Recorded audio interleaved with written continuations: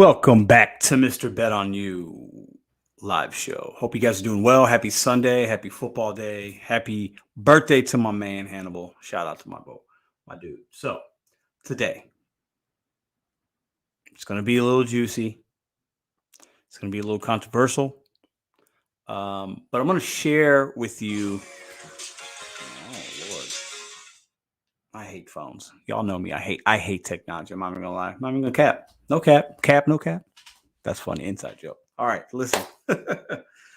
Okay, so today's going to be a little different. I've had a lot of comments where people have wanted me to make a standalone video about this topic, about Doordash stealing, company stealing. I've seen various TikToks. I did a short today. I'm going to see if I can pull it up for you guys. You guys could watch it. Because, this is something that a lot of drivers think is happening and it's going on, right? And, these companies have been in trouble before and we always think, but we don't really have proof. And a lot of it maybe it's just a glitch. It's this, it's that, it's hard to really know, right?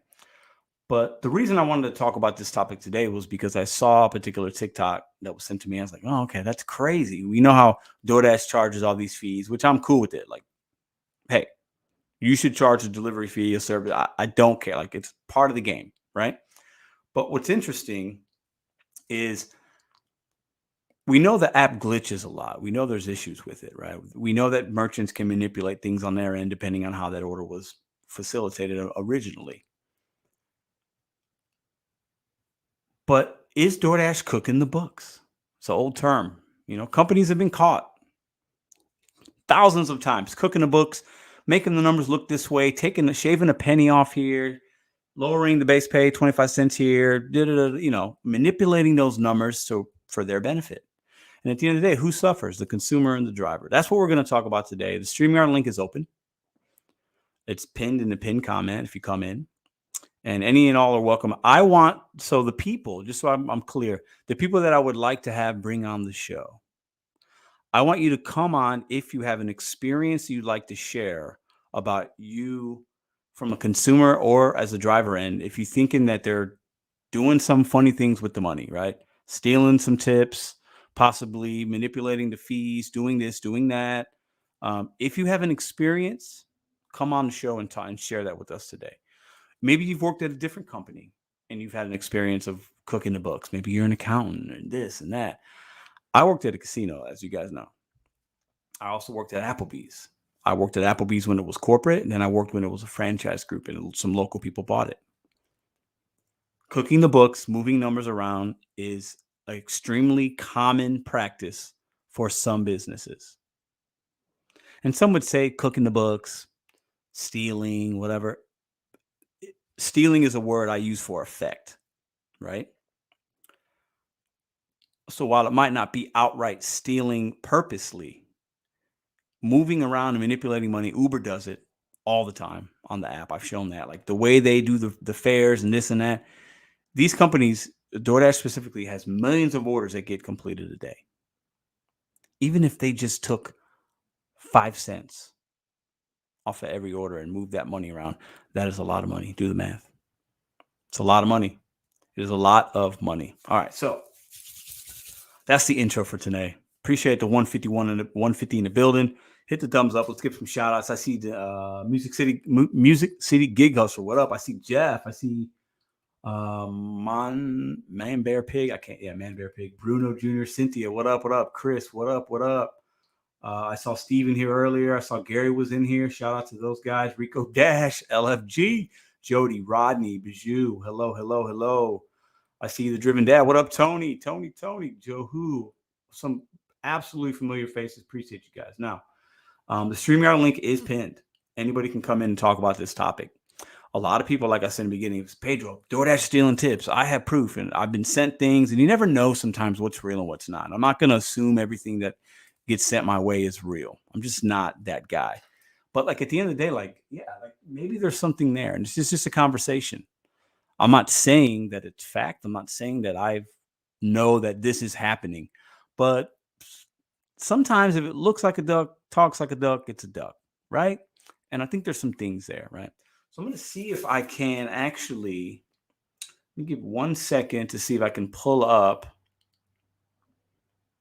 this particular email or video. Maybe I can. Let me see. I hope you guys can still see me. Yeah. I sent myself this video, but man, for some reason, my computer does not like to cooperate with me when I try to do this. Okay. So I think what I'll do is I'll show it to you guys on my mobile device. And I want to, before, we bring people in or before we continue the conversation, I want to show you exactly what I'm talking about that happened for those of you that didn't see the short that I put up today. Okay. Let's see here. Boom. As far as my week this week, we like to talk about that. Pretty slow, slow as far as I didn't give my a lot of my time to the apps this week.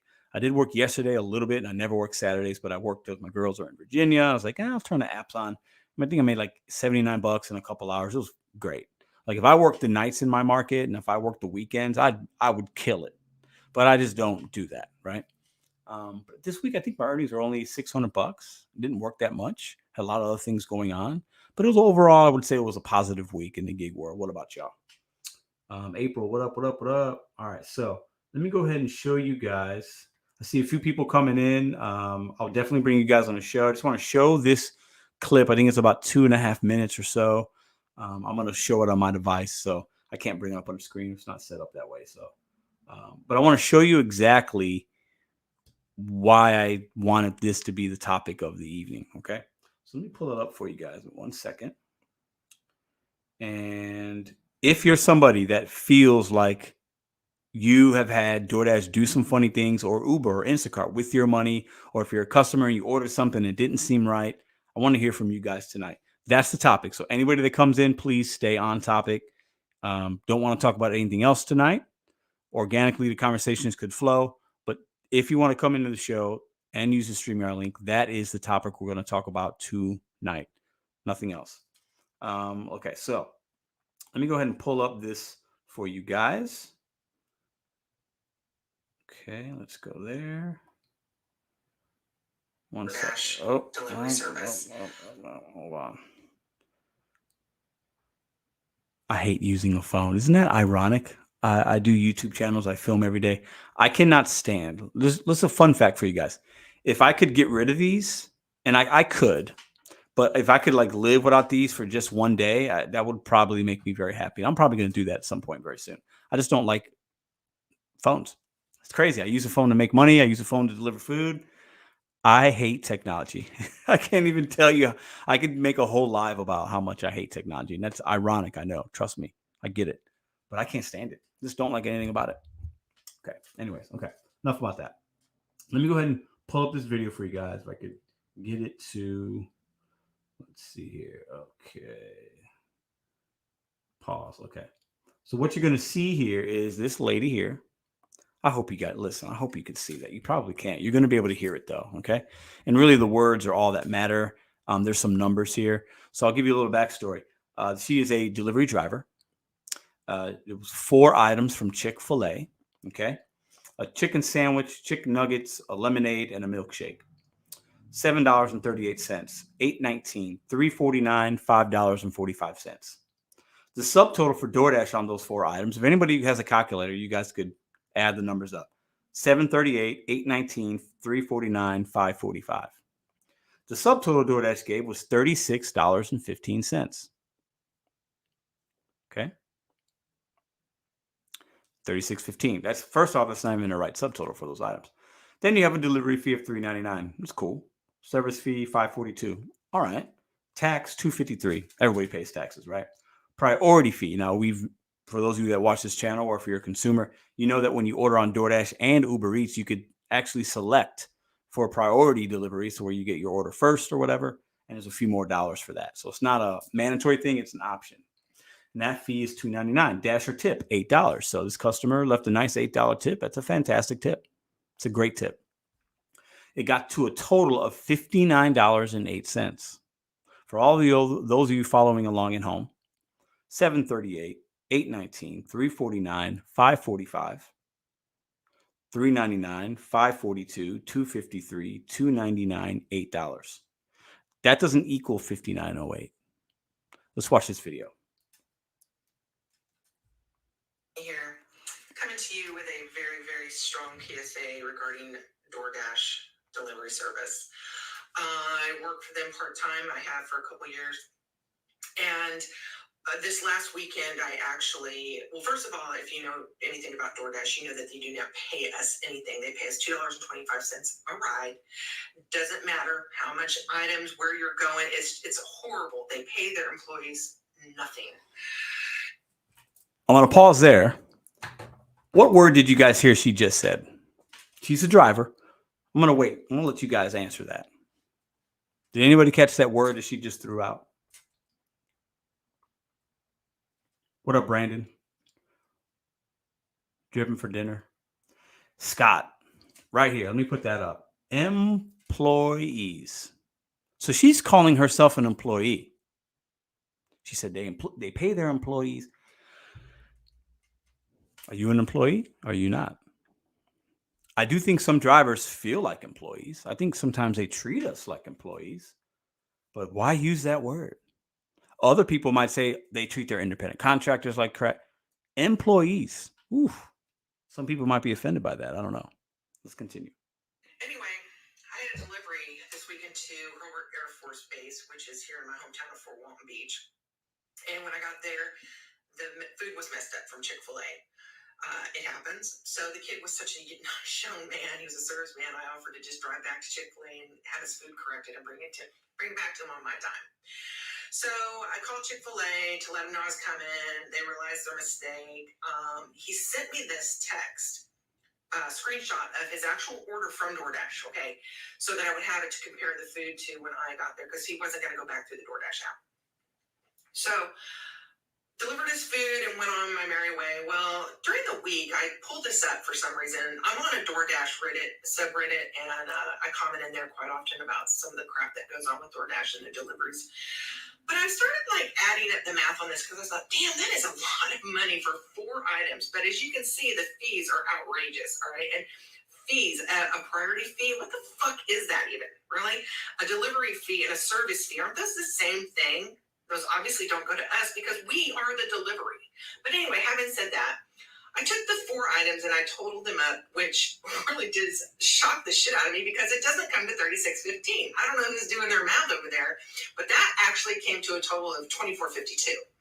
So I did some more research and I added up all the total fees and everything, and the $59.08 just didn't seem right to me. And obviously, they are ripping off this customer, and probably you as well if you use this system. So I went to my subreddit, posted it, and I had this buddy of mine figure this out for me. This is what we came up with, what he came up with. Hold on.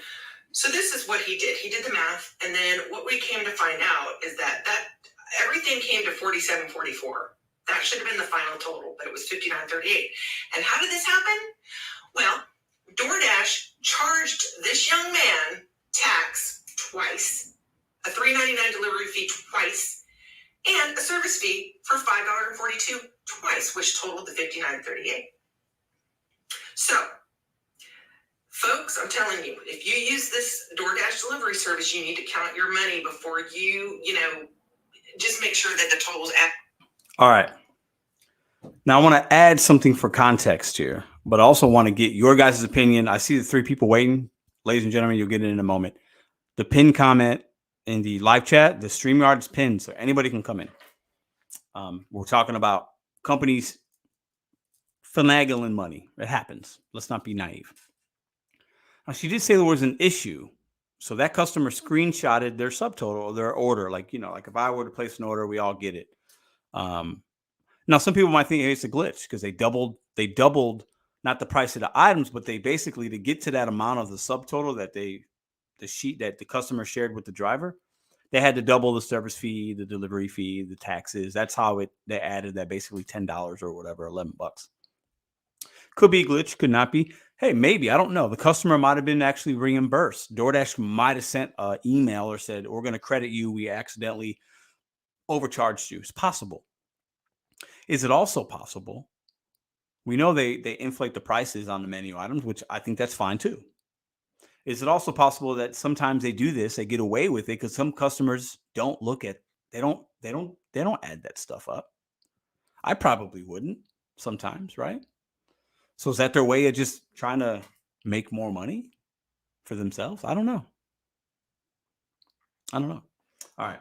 So let's get in the comments. I want to see what you guys are saying about that particular video.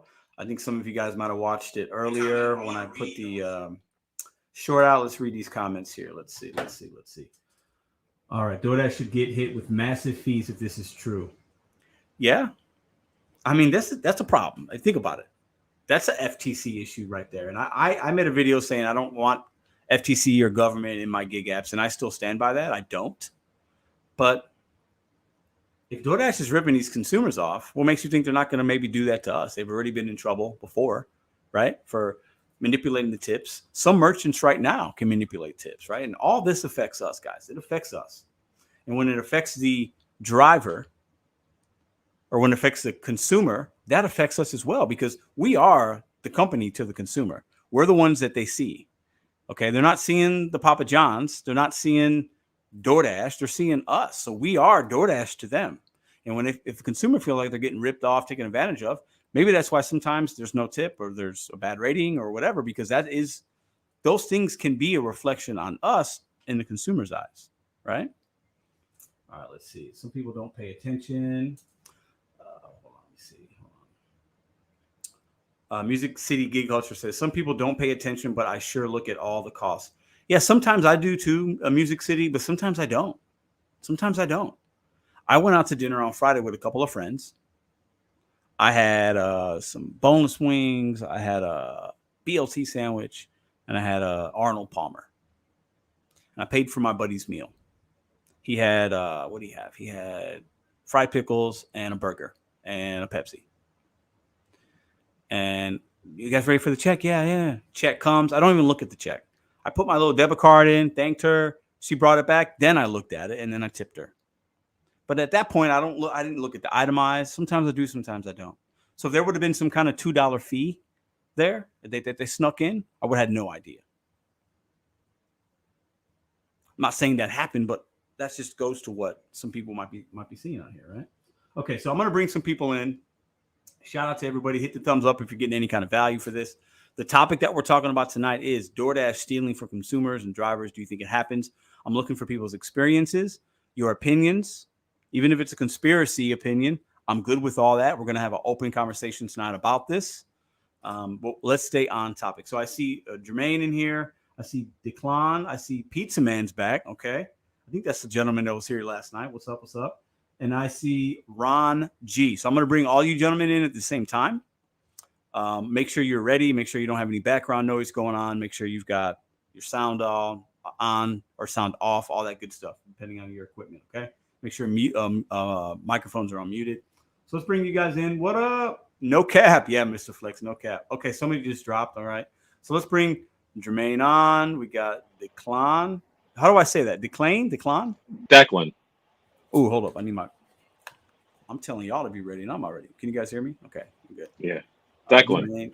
Declan. Sorry. I think you've been on here before, Declan. I know the name, and I think the last time you were on, I have not actually. Maybe it's just the name of the same name. Maybe. No, I'm actually happy to be on here for the first time. I'm happy you're here. Jermaine, how are you tonight, sir? Doing well. Awesome. I'm going to bring the Pizza Man up. Pizza Man, can you hear us? Yo.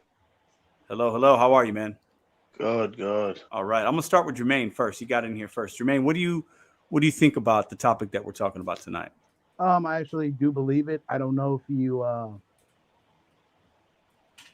subscribe to More Finance, but he actually did a video about this topic, and he recently discovered that DoorDash is taking tips. Well, restaurants are taking the tips. So that kind of makes me wonder,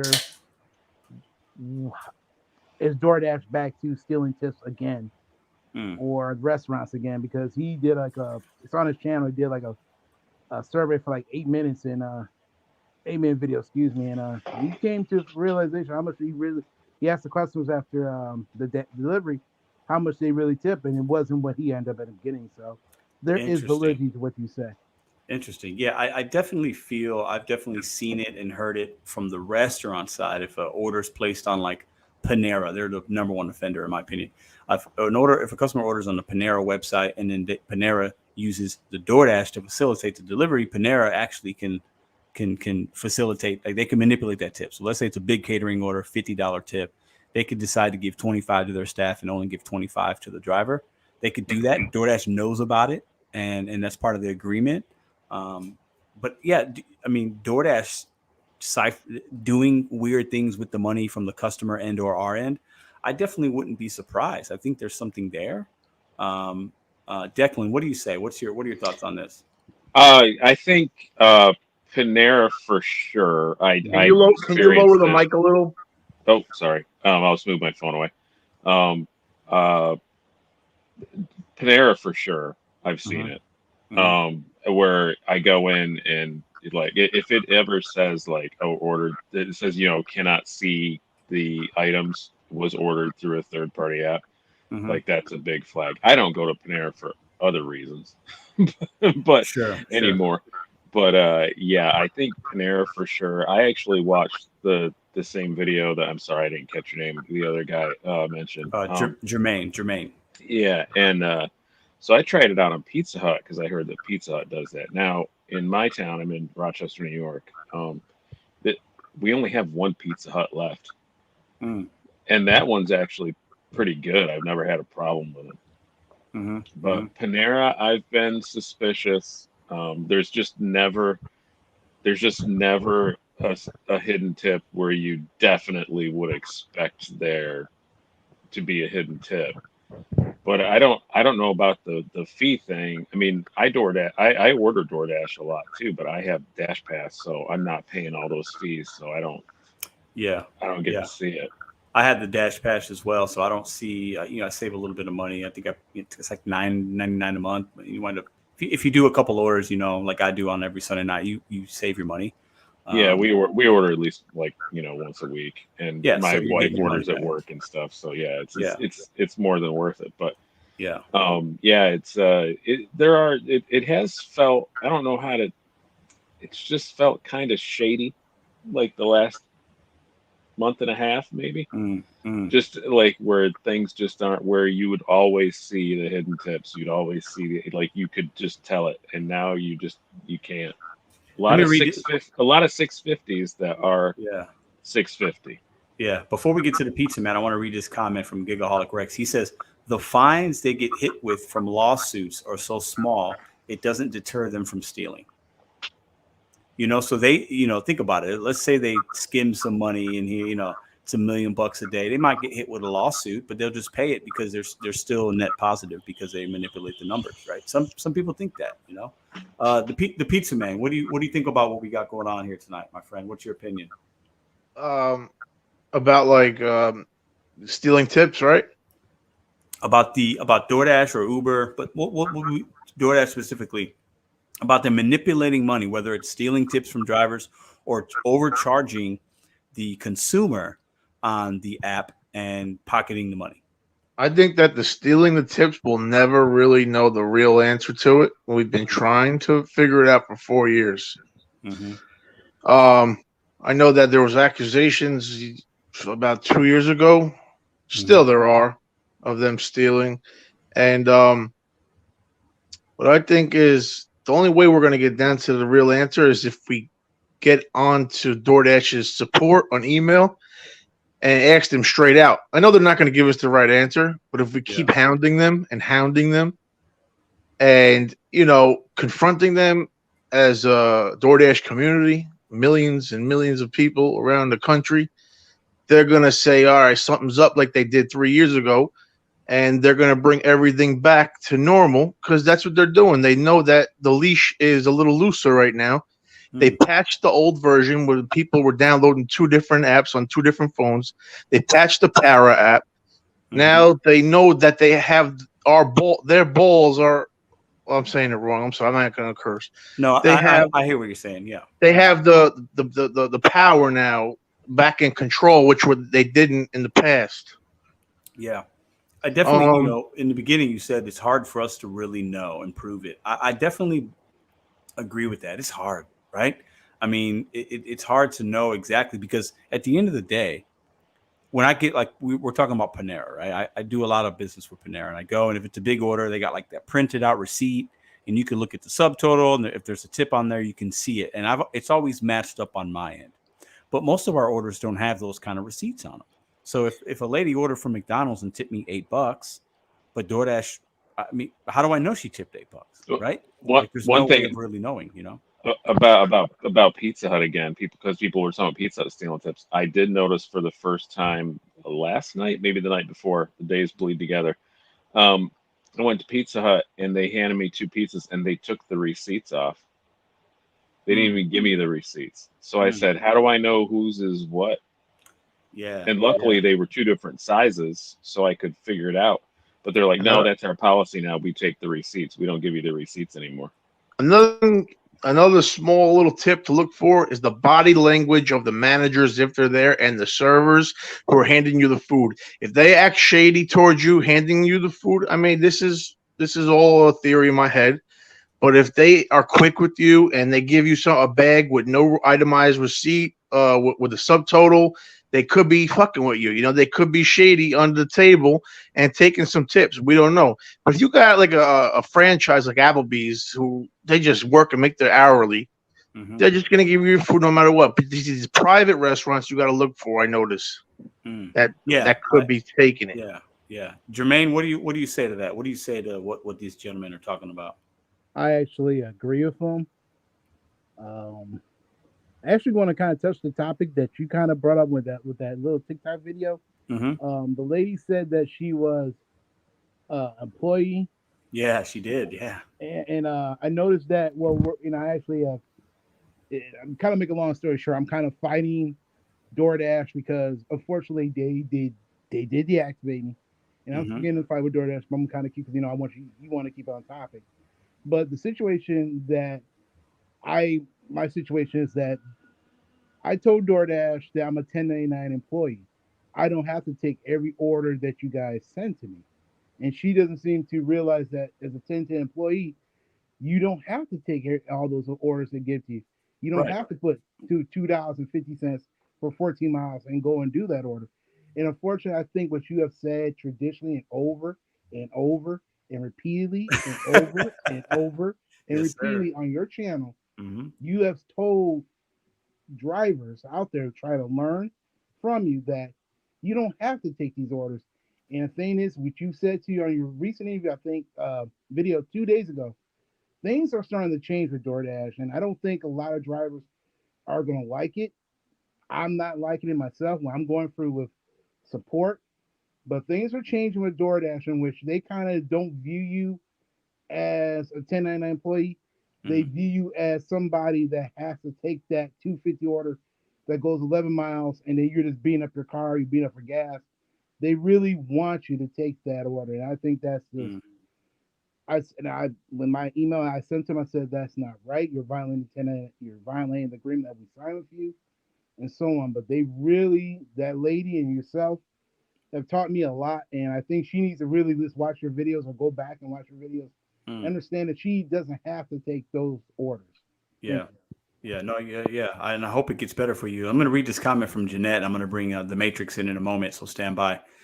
She says, every time I order food or groceries, so it's on the customer end, I text the driver a screenshot of my tip so they can compare to the tip they received. And if it's different, they have proof. So that's a really cool thing to do. And I think it's hard to prove, right? It's tough to know 100%. But like I said in last night's live, we have to be willing to adapt because these companies are adapting. So we as individuals, whether you want to call yourself an employee like the young lady did, or you're 1099, you're a subcontractor, maybe you do this part-time and you're like, hey, I really don't care what you call me because I'm just making $50 a week because that's my gas money. It's all good, right? But these apps are changing. I think that's evident. I think it's clear. I think the comment earlier talking about, well, maybe there's a lawsuit, maybe there isn't. They'll just pay it. They're still making money. Like it's their app. They have the engineers and the algorithm to facilitate and change stuff. Merchants do the same thing. Papa John's, my local Papa John's, straight up told me if the order's placed through our website and we go through the DoorDash app that we have on the tablet, we can move the tip money around. They could change it. And she showed, I know that's at that particular franchise, Papa John's, they can do that. So if you have a rogue management group or a rogue business owner, and they're like, our team of drivers and pizza makers aren't making enough, and I'm gonna take off $2 off of every DoorDash tip to give to my crew, and the driver will never know the difference. I definitely think that stuff happens. I think it's hard to say when and at what location, but I definitely think it happens, in my opinion, based on the conversations I've had. I just, as a driver, myself, I wouldn't know if it happened all the time because I'm not really thinking about it either. So, Declan, what do you say to that? What do you say? I mean, if I think somebody said something alluding to this. I'm probably paraphrasing, but if it's possible, it's happening. Yeah. It's business at the end of the day, and if somebody can do it, like you said, these are all franchises. They're not like they're most of these aren't corporate owned things. So it's just the will of the person that owns the franchise and how they train their employees, and you just kind of have to know, like, oh, don't go to that one. Like I have 4 or 5 Chipotles in my town. I only go to 2 of them because I know that the other 3 are 2 are just really slow, and 1 is just shady and weird and clearly doesn't want me there.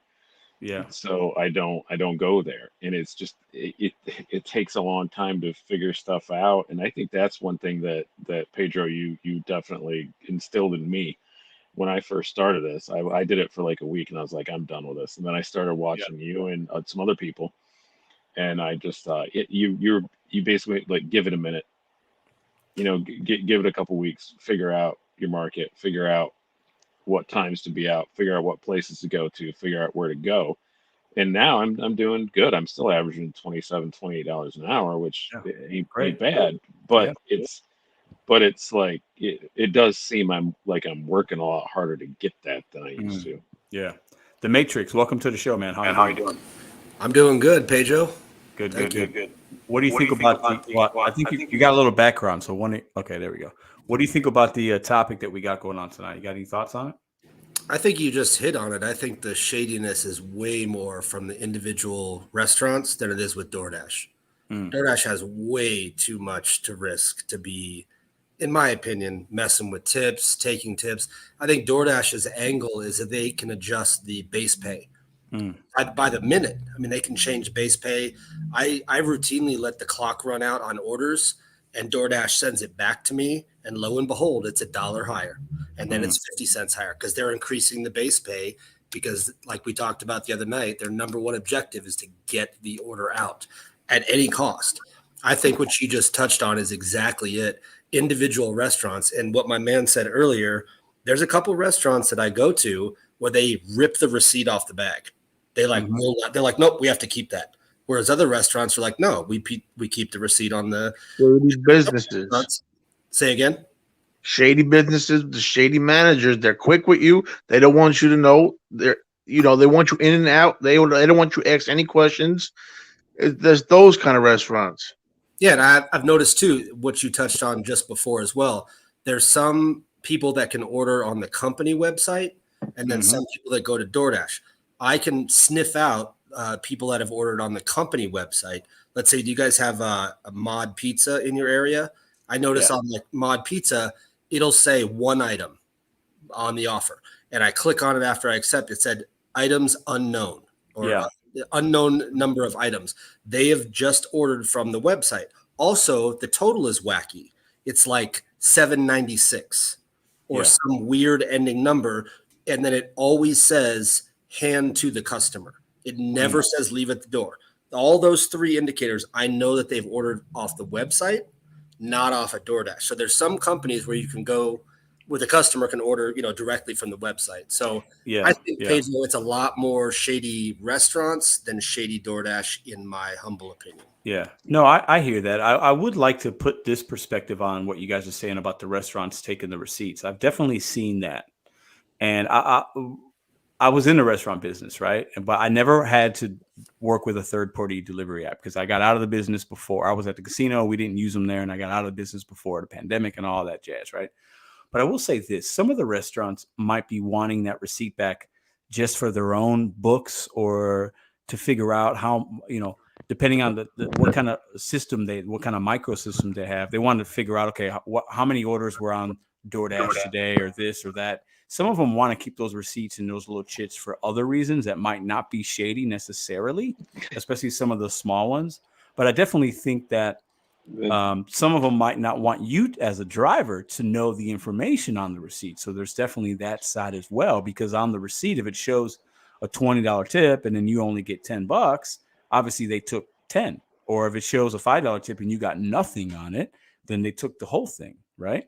And what's funny to me is DoorDash has come out publicly and said that their agreement with these companies, that if a order, like the Matrix is saying, is placed on a website of the Papa John's, that company has the ability and the right within the contracts that they have with DoorDash to do what they want with that tip. And, you know, it's crazy, because at the end of the day, that particular Papa John's might not have a delivery driver staff for that day. And then they're using our vehicle and they're only paying us a couple dollars to shill their pizzas. That's not right. I mean, that's just wrong all the way around, you know? Yeah. What do you say, the pizza man? I want to ask you a question. So what apps do you currently have right now? Do you do DoorDash? Is it Uber? Which one? What's your main one right now?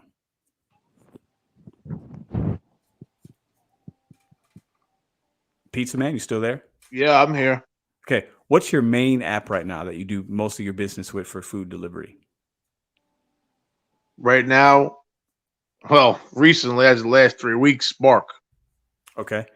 Now with Spark, do you see any of these type of issues with Spark?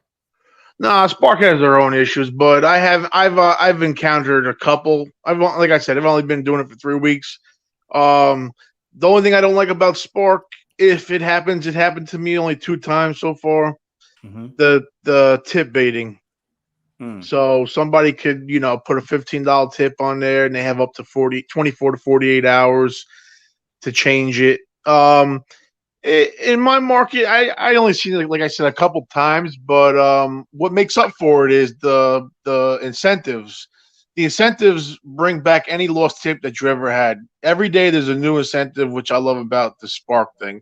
The pay alone on top of it, and the miles you drive, and shutting your engine off a number of times saves your engine in the long run.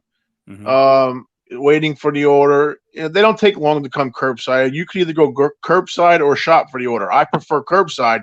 That way I don't have to go shopping in Walmart through all the madness in there and go wait on the checkout line, because sometimes those checkout lines are ridiculous and you're there scanning barcodes and trying to get out of the store, and it actually takes more time. So what I notice is the curbside is the way to go for Walmart, but it's not just Walmart that Spark offers. It's also Advanced Auto Parts, and it's Sam's Clubs. And I heard that. Yeah, 2 more other stores that I haven't got an offer from yet, but no, it's doing very, very well.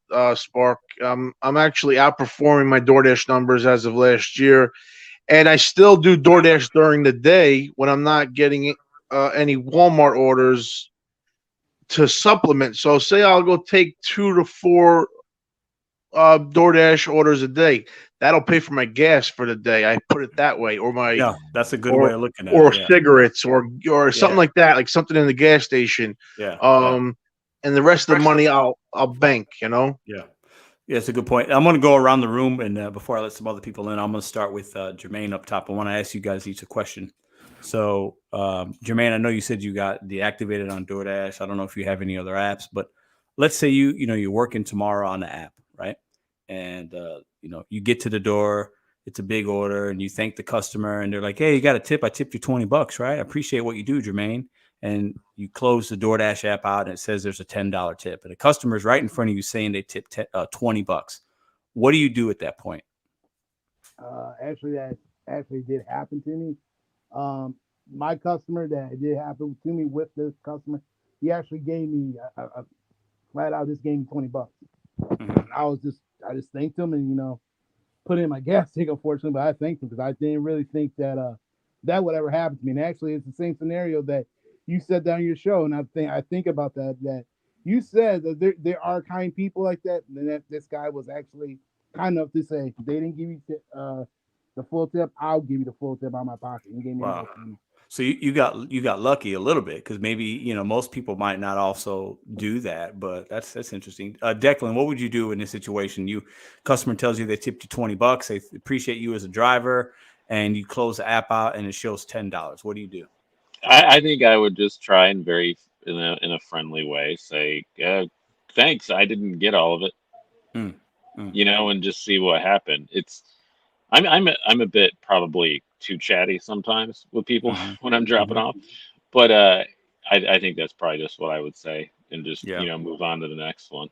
Yeah. The pizza man. What about you? Repeat the question. So you drop off a couple pies tomorrow. The customer's like, thank you very much. Appreciate you. I tipped you $20 on the app. You turn around, you close it out, and it shows a $10 tip. What do you do? Now that I haven't encountered with DoorDash since I've heard about them adjusting tips. I've never, not once, had a tip adjusted for DoorDash. Only time it happened was like I think not Instacart. I'm sorry, Shipped. You remember Shipped? Yeah, I've never done it, but I know of that. I mean, I've done a handful. I don't do it anymore because whatever. I'm not gonna get into it. But DoorDash, I never got tip baited, and if I did, I would say that's 1 in a million for me on the account, so I wouldn't trip over it. The thing about the Walmart Spark, the base pays are so much higher than what DoorDash is giving you, so you don't have to worry about losing it, even if you do lose out on your tip, because they're not going to give you, they're not going to take away the whole tip most of the time. They're going to like cut it in half or like take a couple dollars off. Right. You will get those assholes that will take the whole tip. If they do, just go to the next one because there's so many more orders every day coming in. Yeah, that's a good. But the DoorDash thing, like I said, yeah, I never seen a tip lower than what it told me. Yeah, that's a good point though. As far as she's kind of maybe just moving on from it, it's hard to tell, and I get that. The Matrix. What about you? What would you do in that situation? I can't ever, honestly, Pedro, imagine that situation happening. I could see if somebody did a 0 tip and then they like meet you out front and they're like, hey, did you get my tip on the app? I tipped you $5 when they're totally trying to backpedal. I can't honestly ever see somebody saying, hey, I tipped you $20 and then it's 10 in the app. I've gotten cash tips before where somebody's like, hey, my wife ordered. Did she tip you in the app? Here's $5. And it's like, I've had that kind of stuff happen. But honestly, man, I know on another YouTube channel, somebody called the customer and said, how much did you tip? I'm doing an experiment. She said, I tipped $5. Well, are we really going to believe the customer in that situation? I mean, the customer is the one that I until I see it for sure, like actual proof, like somebody shows a phone and then the customer shows a phone and says, no, they charged me a $20 tip. And then the driver says, no, I've got a 10. I'm not sure about that, Pedro. I'm just not sure. I haven't experienced that. And I think that'd be a rare unicorn. Yeah, I agree. Gentlemen, I appreciate you guys for coming on tonight. I'm gonna allow some other people to jump in on the show and share their voice and opinion. Jermaine, I hope you figure out the DoorDash stuff. And Pizza Man, Declan, the Matrix, appreciate you guys coming on the show and hope you guys enjoy the rest of it. Thanks, guys. Peace, brother. Thanks. It's cool to be on.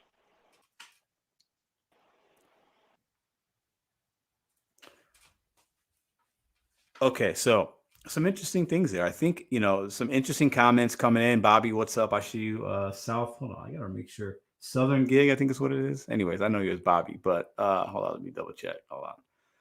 Shout out to Paul, Fiona, No Face, Giggaholic Rex, Michelle, what up? Abby, Ricky, Southern Gig, Hector, what up? Driven Mom, Lisa, Paul P. Appreciate you guys for being in here. Hit the thumbs up if you're getting any value or entertainment from this channel. Now, I think it's interesting because originally we showed this TikTok about how they talked about the DoorDash kind of taking advantage of the consumer with all the fees, and then they like doubled the fees, and the numbers just plainly did not add up. You could, you look at all the numbers of the fees, the tax, the tip, and the item cost. It didn't add up at the bottom. And some could say it could be a glitch. Who knows, right? But it's interesting that the conversation went to the merchants being the ones that are cooking the books and stealing the money. And I think that obviously happens more, in my opinion, and I think maybe some of y'all, than DoorDash doing it or DoorDash taking advantage of the consumer, right? And I think it happens. And it's hard for us to really know when and where. I think it's very situational. Something kind of rare would have to happen, something different. You'd have to catch something on a receipt that didn't look right, or the customer would have to say something, and there'd be a lot of things there. The customer might have to share with you their screenshot of what they tipped. And that's not normal for any of us, right? It's not normal. It doesn't happen often, right? But how much money is out there that's being thrown around and shifted and put here and put in this pocket, and that's not going to us? I don't know. And we're the ones doing this. We're the ones in our car. We're the ones taking the risk, right? We're the ones picking things up, dropping it off. It's not hard work. It's easy, guys. But we're the ones sometimes that I think get taken advantage of, right? And these apps and even the restaurants are going to continue to figure out, how do we make the most money for us? And that will usually start with raising the price for the consumer or lowering the pay for the driver. That's the only way they can get more money, right? And we're the ones that sometimes are left with the short end of the stick, right?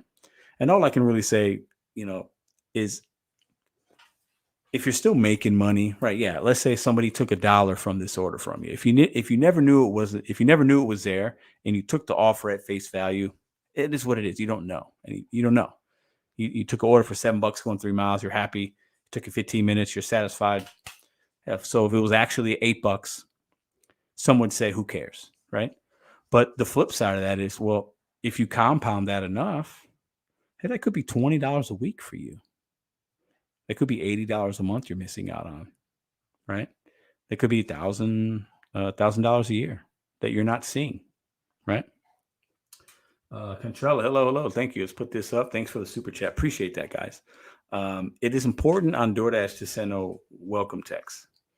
Then you can send a thank you text once delivered. That is true. Good point.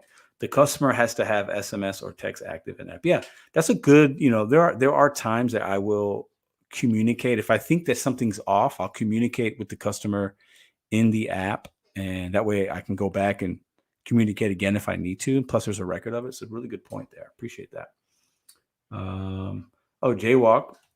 Jaywalk says 300 viewing, only 100 thumbs up. We can do better.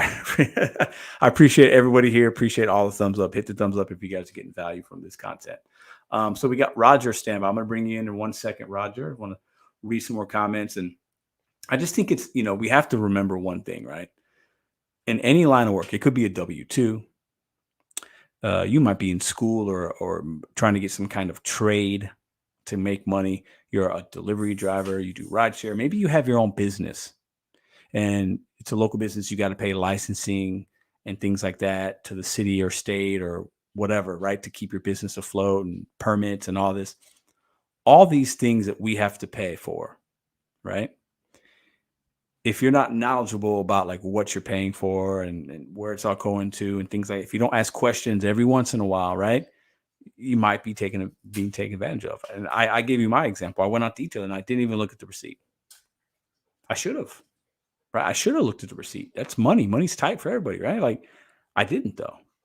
So I wouldn't even have known if she charged me for 2 Arnold Palmers by mistake. But if you don't look at the receipt, if you don't ask a questions, if something doesn't feel right and you don't question it, you could be overcharged. I think DoorDash is sometimes, they're definitely overcharging consumers for stuff, and they're doing things with money. I think the merchants are as well. So, all right. So let's bring Roger into the show and see what he has to say on the topic. 1 second here. All right. Let's bring Roger in. Roger, how you doing tonight? Hey, doing great, man. Good to see you, man. You out there hustling? You working tonight? Yeah, I was working and I was doing pretty good. Yeah. But what market are you in, man? If you don't mind sharing. Here in El Paso, I average around $20 an hour. I do DoorDash and Grab Up at the same time. Okay. But so just how tell me. How long have you been watching the stream? Do you know what topic we're on tonight? Not really. Not really. I just got in. Yeah. But I just wanna point something up.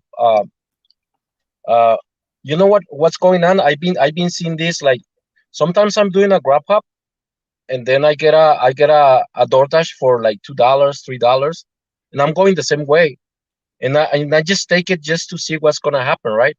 Mm-hmm. And I find out like when I get to the customers, I tell them, I'm sorry to tell you this, but do you forgot to do the tip? Or and they're like, oh, I did tip. They tell me I tipped $5, and I say, no, that's not part of the tip. That's part of the just a delivery fee. But I didn't get in. So you're saying I that didn't get in tips. yeah, Huh?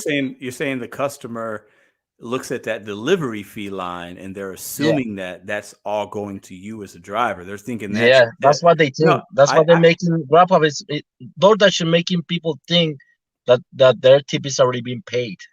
mm. I believe that a little bit, but I think what we also have to remember is when you place an order on DoorDash, there's a tip suggestion, and it tells you. So it'll be like, let's say $4, and you have to manually take that out. And when you go to manually take it out, it tells you this is a tip for your driver, Roger. He's trying, blah blah blah. It's like a little statement. It doesn't use your name, but it's like a little picture, and all the tips go to the dasher. So I think some customers might think that delivery fee is part of a tip that is going to us, and sometimes it does because we get base pay or peak pay or Yeah. whatever. But like what we have to realize, at least on DoorDash and on Uber, I'm not sure about Grubhub. I've never used it as a consumer. You have to actually back the tip out. You have to go in custom tip or other 0.00. So there's a little bit of work involved on the customer end in order for them not to leave you a tip. But I think you bring up a great point because I do think And you know what's the weird thing? The Mhm. weird thing is like when I tell them that, they tip me. They're like, okay, hold on. And they Okay. give me $5, $7. The guy gave me $20. So if you did that, let's say you're talking about doing like a $2 or $3 run going in the same direction. It happens maybe a couple times a week, right? But let's say you do that 10 times, right? Over the course of whatever amount of time. How many of those customers out of 10 give you a cash tip after you ask them about it? Actually, like the last 10, like 7 of them. That's not bad. And what is it Yeah, usually? A couple bucks, $5? What is it? yeah. It's about $5. Interesting. But this guy give me 20 one time, and another guy give me 12, and Mm, and I tell him, hey, you don't have to be that generous. Just yeah. show me some love. Yeah. $2 or Yeah. $3 after my 2 is fine. I don't care. Yeah. And they tell me, no, you're doing a good job here. Yeah. So What about if and it's a leave at the door and you don't see the customer? What do you do then? I usually when it's a small tip, I usually knock and wait for them. I try Okay. just to make my money. So Like no, listen, I respect that. I could never do that. Only because yeah. like maybe I'm too petty or I might get too much. Like I don't want to have any kind of confrontation Yeah. or an awkward situation. You know what I'm I'm saying? 50. I'm 50 years old, and I Yeah. pretty much I can manage like different people. Like Yeah. if they Yeah. come out too bad, like no, I'm sorry, man. I didn't mean to bother you, but I just Yeah. wanted to point you out that DoorDash is not the money that you gave is not part of the tip. Like Mm, they're giving me $2, and I show them the $2. mm. Now, And have you ever had a customer be offended by that, or if you ever had them like give you a bad rating? Have you had any bad experiences when you do that? actually no. Like people here in El Paso, they take it like, oh, I'm sorry, man. The gas is expensive, and I'm doing Hmm. this to make money. I left my family on a Sunday to make money. Look, they give me $2 to bring your food. Like Mm, mm. I just don't feel it's right. I'm sorry. I didn't mean to bother you, but Yeah. if you throw me a No, I couple of listen, I dollars, think I think it takes balls to do that. But yeah, I understand what you're doing. I just couldn't do it. I don't know about what the chat, yeah. you guys let me know, put a thumbs up or a thumb down if you would do that or if you would feel comfortable doing it. Obviously, Roger's making money when he's doing it. If 7 out of the 10 customers are like, "Oh, well, okay, thanks. I didn't know." Roger, he's making more money on that trip. Plus, he's educating the customer. So maybe next time that happens, when they order, they might tip the next driver. So I think there's something there. And I I let them know. yeah. I let them know. Hey, have you ordered? And you wait a long time for your order, and they say, yeah, well, that's why, because Mm, mm, drivers don't see a tip and they don't take your order. I take your yeah. order because I was coming this way, but If I don't see at least $5, Yeah. I will not come and deliver. Mm. And I point them that, and they even take me like, hey, thank you for giving us that feedback. So whenever next time we order, we're gonna put at least $2 or $3 extra, so we Yeah. can get Yeah. our pizza delivered faster or something. It's interesting. Yeah. Yeah. Let me ask you a question while I have you on here. So, what we were talking about earlier is DoorDash kind of manipulating and or stealing from the consumer by charging them too much and hiding certain fees, or even like DoorDash or merchants stealing tips from the driver. Have you ever experienced any of that? Yeah, I did an experiment like a month and a half ago, Mhm. and I was asking people how much they tip me, and I was coming short on some of them. Like Mm. they told me like, I give you $7, and they took like $2. They only give me 5 Mhm. as a tip. I seen that before. It's not too bad, but I don't know. I think DoorDash, they kind of put all tips together. Like in the restaurants, when there is this restaurants that they put the tips on a jar, and at the end of the shift they give all the money like Mhm. evenly. I think that's what DoorDash is kind of doing. Mm. Mm. That's what I think. Yeah, it could definitely be that. I think so. What you said you do Grubhub? You do what apps do you have? Grubhub, DoorDash, Uber Eats. Do you have anything Yeah, else? Or I do DoorDash, and I do Grubhub. I Mm. was doing Postmates. That was pretty good. I was getting good money on Postmates. Yeah. That was my biggest tip, $100. Mm-hmm. Mm-hmm. and Plus, and I yeah. was doing Favor too, but Favor here is just a Texas. Favor is a Texas uh white delivery service, Mm-hmm. but they're pretty bad too. Like Yeah. they hide stuff from you. Like they only give you $2, and you have to wait to see if they're gonna give you money. Yeah. And sometimes you do a I couldn't delivery. do that. I couldn't do Yeah, that. I cannot do that. Like So let me ask you a question. So how much did you work today? I work. I make $200 for 10 hours. Okay, got it. Because yeah, you said you Yeah, average $20 an hour. Yeah. Is yeah. so what I've heard about Texas is some of your zones or areas are obviously can be really big. You're in a huge state, right? Like, do you have to drive a lot of miles to make that $200? What's that look like for you? I've been doing this for 3 years, Hmm. almost 4, and I love my area, man. Like I know everything. Like I already know everything. Like I know, yeah, I even know which restaurants they're gonna be busy on this afternoon. Like I already know, and I don't go there. Mm, I have too much information now, and I do the north side, and hmm. I do the west side. The west side where the rich people live. So we get a little bit good more money. Yeah, But yeah. like a year and a half ago, man, like I was doing like 7 on a Sunday, on a Saturday and a Sunday. I was doing 5 to $7 $20 orders. Like Mm, I every single week I used to get $7 $20 tip order. yeah. Not tip, but all the order together. Yeah, like the total order. Yeah, yeah, Yeah, the yeah. total. I mean, Yeah, it those are was great. very good over here. Yeah. So let me ask you. What I find out today about Grubhub, now they have a feature on their app in the restaurant, and the restaurant can make the deliveries if they want to. Yes, I I've don't know heard. if you, I've yeah, heard about that to where Grubhub can or companies. I don't know if it's exclusive to Grubhub, but they have the option of selecting that they have their own driver or not, and they can just use the third party app as a way to yeah. get their food and their name out there to their client base, consumers in their area. What do you think about that? How do you feel about that? Well, I feel bad because they're taking our money, Yeah, yeah, and they choose because I already make my research, and I talked to the delivery guy, and he told me, oh no, if it's more than 6 miles, we don't we just pass it to the yeah, drivers. yeah. That's God great. damn it! I'm like, shit, man. No Yeah, wonder. that sucks for us for sure. But Yeah. let me ask you one final question, Roger, and appreciate you coming on, man.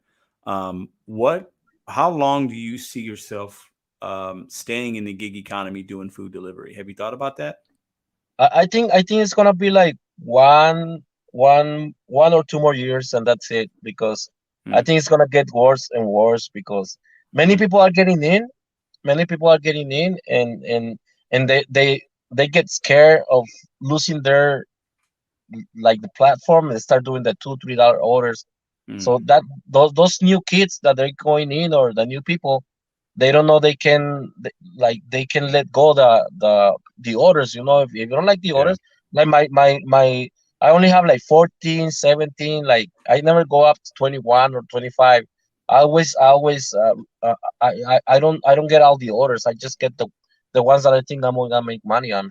Yeah, sure, absolutely, absolutely. But So all these new people, they get scared of doing that. So yeah, they kind of they're kind of we're gonna like they're not gonna be paying much whenever they get all this wave of new people doing the I gig agree. economy. I think they're gonna it'll make it harder for us if they know that if the companies know they can get away with paying us less, they will.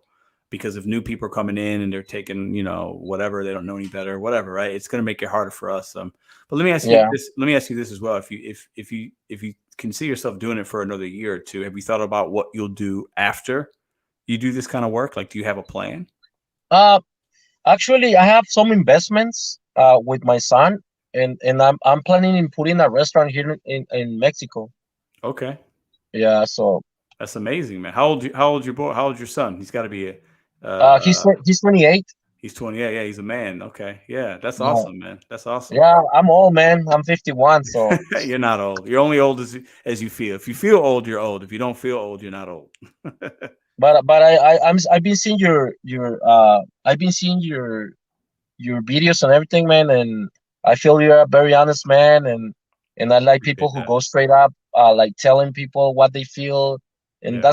I'm the same way, man, and Yeah. and every time you do throw a video, man, I'm looking at it, and Hey, I like it a lot, man. I appreciate that so much, man. I appreciate the support, and have a good rest of the night. Stay safe, man. I appreciate you sharing your input, and make your money, man. And I hope you come Yeah. back on the show. I'd like to have you on again. I appreciate you, man. Thank you. All right, brother. I'm sorry about my English, man. It's not good. I'm from Mexico. You're But perfect, man. You're perfect. I yeah, love it, brother. sometimes it's hard for me to find the words, but I try my best, man. No, gracias, güey. Thank you. Pedro, te amo. Hi. Un abrazote.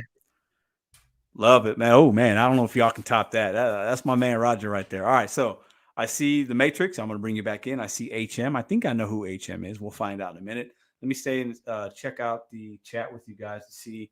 Interesting. I didn't expect him to talk about. He's taking those orders that are a couple bucks, but they're convenient for him. And he's letting the customer know, hey, did you tip me? What's going on? I only make a couple, And he says 7 out of 10. Throw him a $5 bill, a couple bucks.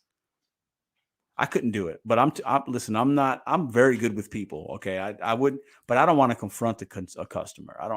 I don't want to even gamble either that they would give me money or have any kind of situation like, that's just me. But if it works for Roger, man, hey, shout out to you, man. Appreciate you sharing that. Maybe Paul. That's definitely possible. And I asked him that, but he hasn't had anything yet. So, okay, let's see. We have, we got some people in here. I see Kathy, I see Damien, HM, and the Matrix. So I'm going to bring you guys on in just a minute. Appreciate you guys for coming. This is Sunday. We go live. For anybody that's new, we go live every Sunday at 10 Eastern, 9 Central. We talk about topics. We give a little motivation. We share stories. I bring people on in the live stream. If you've ever thought about being on the live stream, if you don't want to show your face, you don't have to. As you saw with other people, you can actually just put an avatar up. If you ever thought about being on the show and wanting to be a part of it and voicing your opinion on the topics, please feel welcome. The Streamyard link, is always open. So I'm going to read some more comments and give some shout outs. I see Sherry. Hello. Joe Who. What's up? Juice's Ghost. Appreciate you. Daniel K. Eric. What's up, man? John D. Rocky. What up? I see Jeff in the house. I see Mule Team. I see Lou. I see Toaster. Joseph Long. This is my man right here. What do you say? Yeah, I do at least 12-hour days. Joseph Long he still is my number one commenter. Joseph Long has the most comments on my channel. I just want to show him a little love and appreciation. I appreciate that. Anytime you guys watch or comment, it means a lot to me because you guys are spending time out of your valuable day from doing delivery or spending time with your family to come and watch a video of mine, and that means a lot to me. So thank you guys. Okay, so let's bring on some people now. We're going to try to stay on topic. I'm going to ask you guys, see what you're thinking about the topics that we're talking tonight.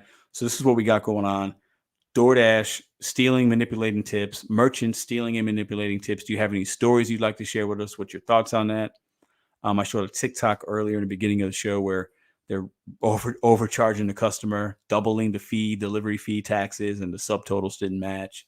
And also, if you guys want to piggyback on what Roger was saying about delivering those orders and asking the customer about tips, we could talk about that as well. So let's bring the Matrix back in.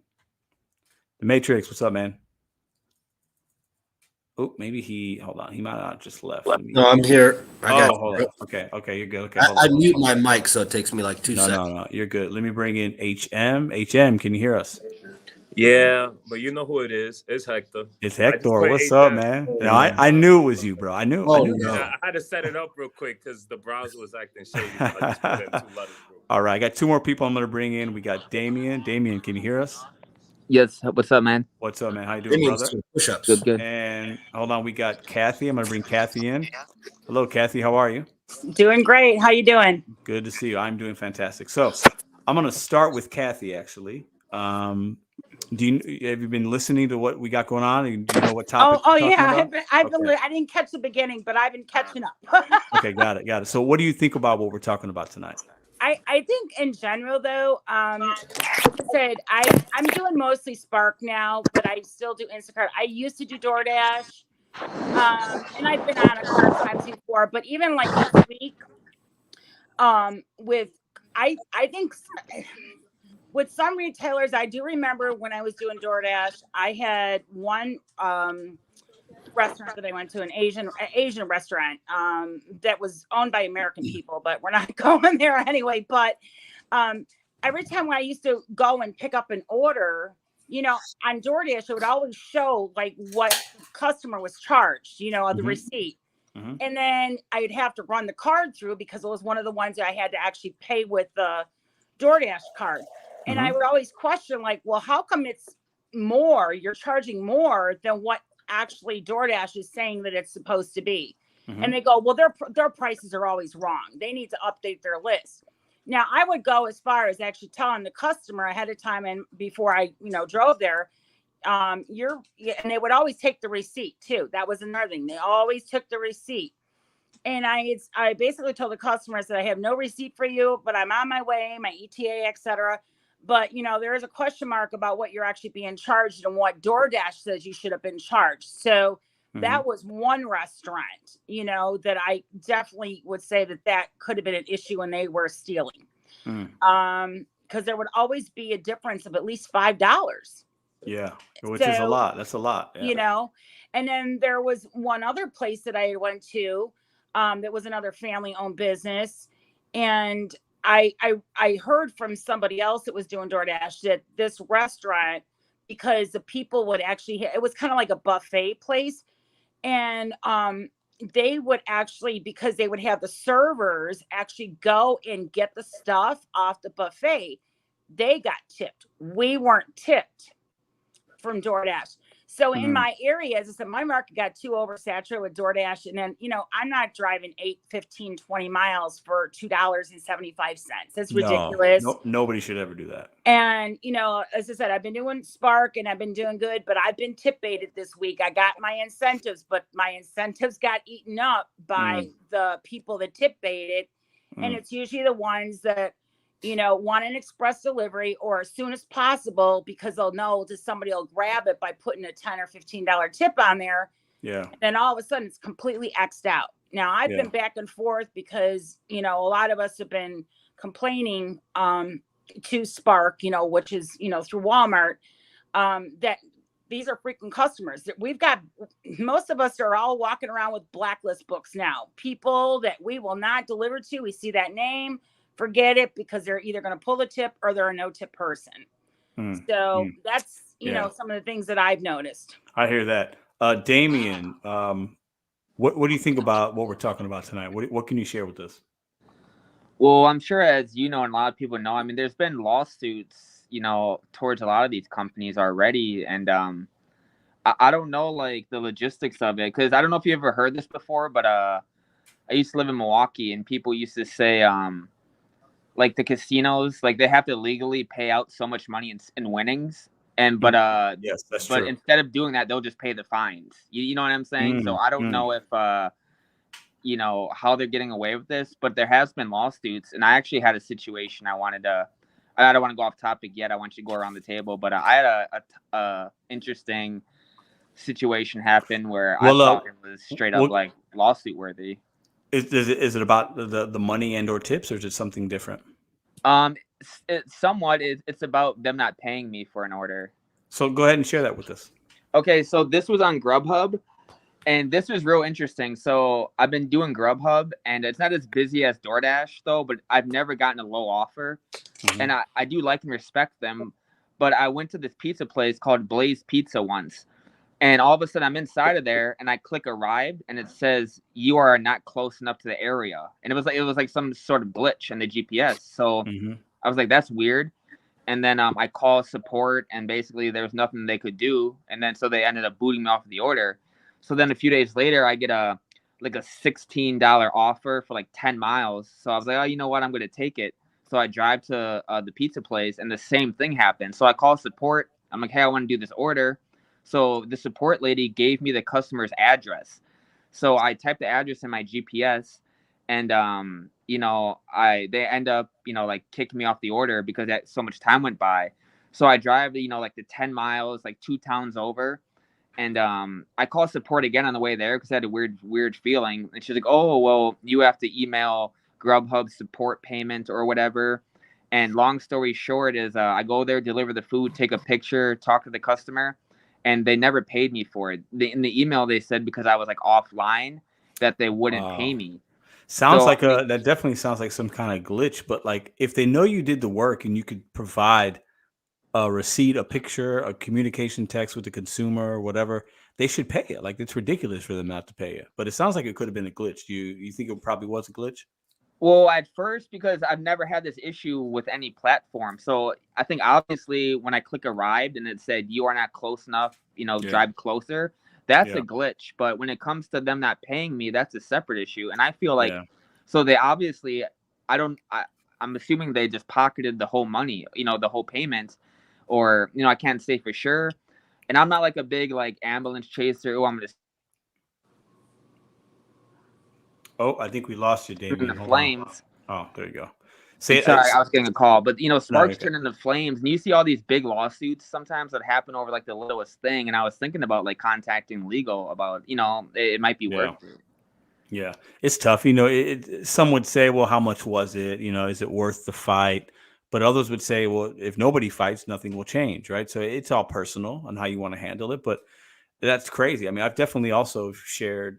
I've had a similar experience with DoorDash and even Uber. You get somewhere and the GPS or your whatever, the navigation's not accurate. It's not pinning you at the right spot, and you have some issues, or it cancels the order. Like those things have happened. I had one last week. Actually, I filmed it for my video. DoorDash was supposed to give me like $4 because an order went away. It was a shop and pay. Support told me they'd send me an email, and I've had this happen before. But this is the first time that I did not receive my money. And it was like, what do you do? You know what I'm saying? Like it's terrible. But like, do I want to spend 30 minutes on the phone with them? I don't know. Is it worth $4? I don't know. So, Hector, what do you say, man? What's your thoughts on the topic tonight, my friend? Well, it's not nothing new with DoorDash, right? I mean, they just do is one shady stuff after another, constantly updating the app, but they don't want to update our pay. Constantly doing something new, but they don't want to tell us. Like, okay, for example, you know the lawsuit they had with them like using tips to add on to the base pay. Remember that? And they had to settle. Well, apparently, I think they're starting to do that again. I have been noticing that with higher tips, they have been lowering the base pay, but then people who tip very bad, they've been putting on a higher base pay, and it's not food that's been sent in there. It's food that's already in the process of making. So they're starting to do that again. With restaurants stealing tips, this is what I say. If DoorDash is saying that you're supposed to keep 100% of your tips, Because remember, after that lawsuit, that was their big banger commercial. It was. You're right, and they still talk about that. Yeah, and they still talk about that. There should be an asterisk next to that 100%, disclosing that restaurants that use DoorDash as a platform, and not on the tablet, but they deliver through DoorDash, that they're allowed to do that. That they're allowed to take away tips, and they don't disclose I that feel to like us. in the terms of service that we all agree upon, like the TOS that we sign and have to acknowledge. I know there's some verbiage, really good verbiage about that, but most of us don't. We don't see that because none of us really read all that, right? But even on the advertisement, if you go to Google now and just type in DoorDash driver for St. Louis, you'll have advertisements. Keep 100% of your tips, and it says that in places. But that asterisk thing, it's a real thing. It should be there because that's not always true. That's not 100%. It's not 100% fact, and they know that because they even tell us that merchants can do what they want with the tips. People don't realize too. The only people that are allowed to access and adjust tips are managers, and managers are not allowed to touch tips in any way possible. They're not allowed to modify it. They're not allowed to change it. They're not allowed to transfer it. And if they're the only ones that are doing it, that's also another lawsuit to the restaurant, because managers are the only ones that could override that. It's not allowed because they are not, what is it called? They're not classified as servers, as tipped employees. They're not, but I will say this, and then I'll get to Matrix and we'll go back around. That is true. Managers shouldn't be handling tips, but it happens everywhere. It really does. It's very common. Even in it's like tip share or something like that, the manager at the end of the night might collect the $60 and then distribute it among the host staff. It happens. There's definitely some legal issues with that, but it happens. Plus, you also have to realize there are a lot of these places that are so busy that a manager will give their manager card to somebody, maybe a trusted employee, and the employee could be the one manipulating the tips. That stuff's very common in restaurants because it's just so busy all the time, and people are doing this and doing that, and Matrix, welcome back, my friend. So, yes, sir. What would you like to add to this conversation? Well, originally I jumped on to the guest you had, Roger. Yes, yeah. And I was just to touch on that. He's like, I take this order, I take it out there, I see that it's $1 tip, and I just wanted to tell my man Roger, you accepted the order. Anyway, so he gets out and kind of says, hey, you didn't tip me, and they give him a cash tip, and I'm like, that's a dangerous game to play. If you accepted a low tip, no tip order, that's kind of on you. But that was before on my man Roger. I hope he's doing well. Pedro, as a restaurant manager, I manage the tablets on a nightly basis. DoorDash, Grubhub, Uber. And I routinely went on, I could 86 items so that, when drivers showed up and said, hey, and then the customer has to say, hey, we're out of this, item, then you have to call the customer. And I would, I routinely tell the managers, you can go into your tablet, 80, the item, so they have the ability to order it. I never could mess with tips. I mean, I worked at a $6 million a year restaurant is where you could see them though, right? No, we couldn't see them. We couldn't alter them, but that might have been because it was just on the DoorDash platform and not on the corporate website. I think that's why. I can't speak 100% fact to that, but I think that's why, because when I've spoken to people that have had the orders that they've manipulated, they said they could do it when it was placed on their website versus DoorDash's. But I could never manipulate tips at all. I can manipulate like orders or times or other things. I could move around on my tablet. I could even pause and just say, we're not accepting any DoorDash orders right now because we're getting slammed. How? Let me ask you a question. How often would you pause that? And also my follow-up question to that is, isn't there like a time like where if you pause it, it will reopen itself or become active again after like a certain amount of time? Is that accurate? 30 minutes. That is okay. Yeah, that's what I heard. I would go on routinely because we'd have a full restaurant, full dining room. You know about this, Pedro. Full bar, full our own to-goes, and all of a sudden we're trying to do third-party orders. It's wild. Like, get the hell out of here! Our kitchen is getting crushed. Yeah. Nope. And I would grab the tablet. I would pause DoorDash, pause Grubhub, pause Uber, but it was always a 30-second pause.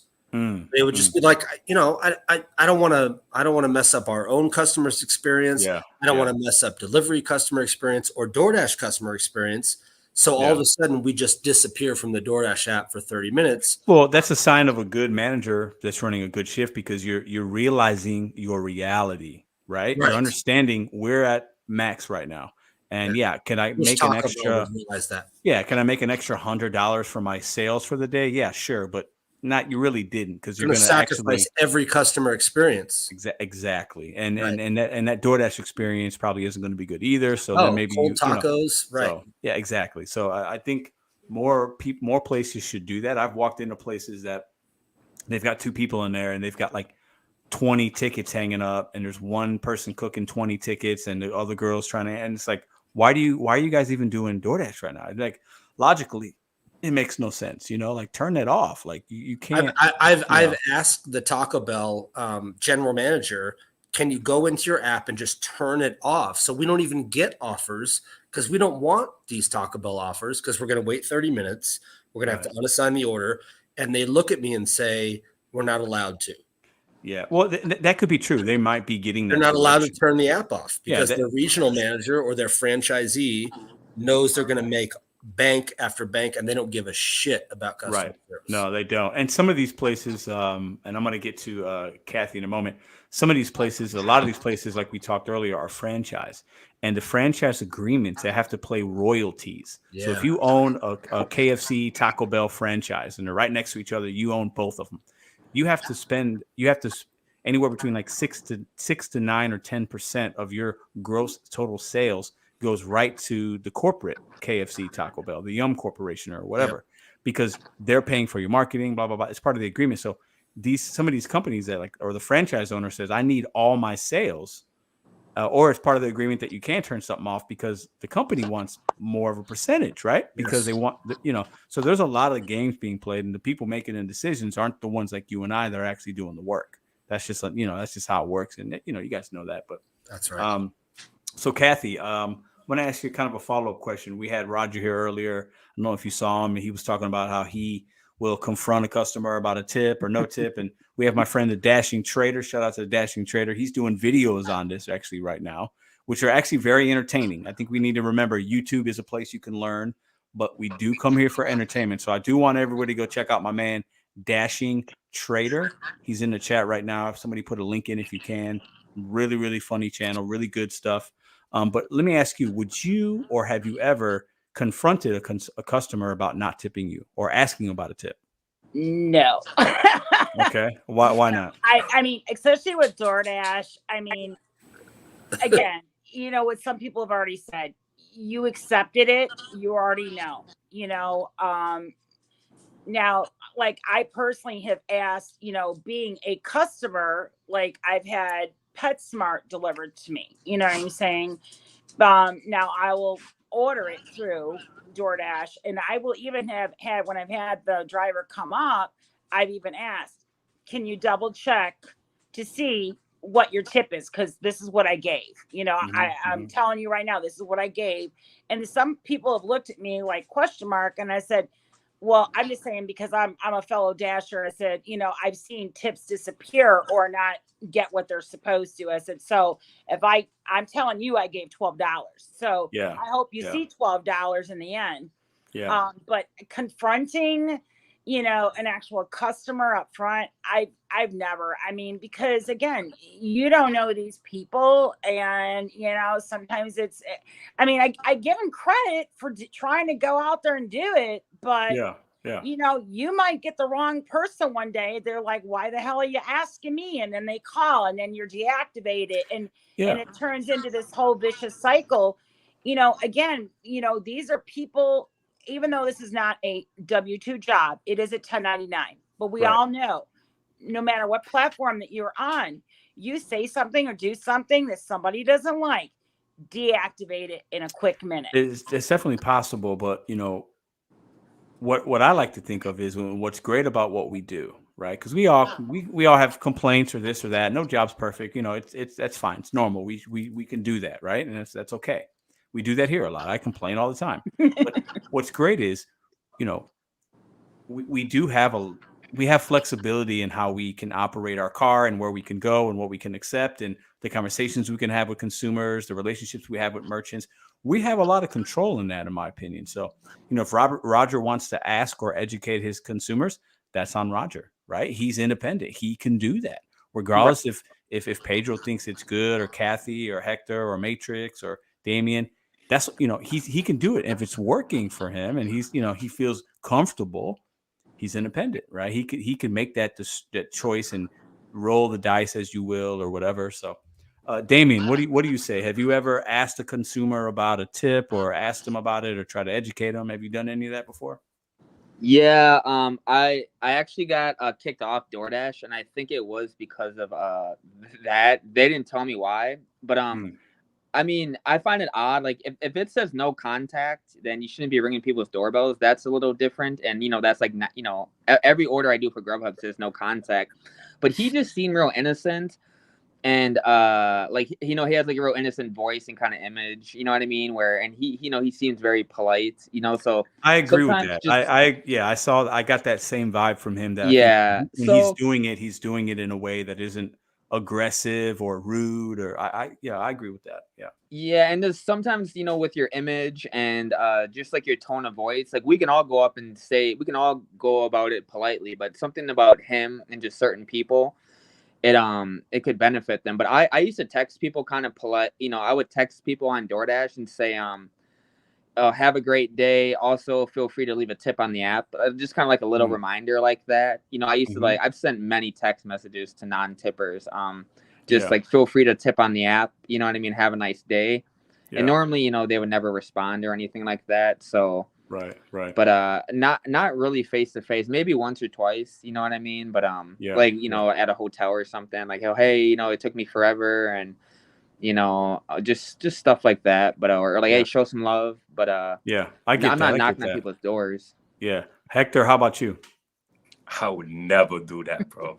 Why Hell not? no. Not in your neighborhood. You hear my voice? My voice ain't innocent, bro. Hell no. Not because well, the thing is because well, he said he worked in El Paso. You know, I'm from you know, I came from New York, and I live in Houston, so I DoorDash in Houston.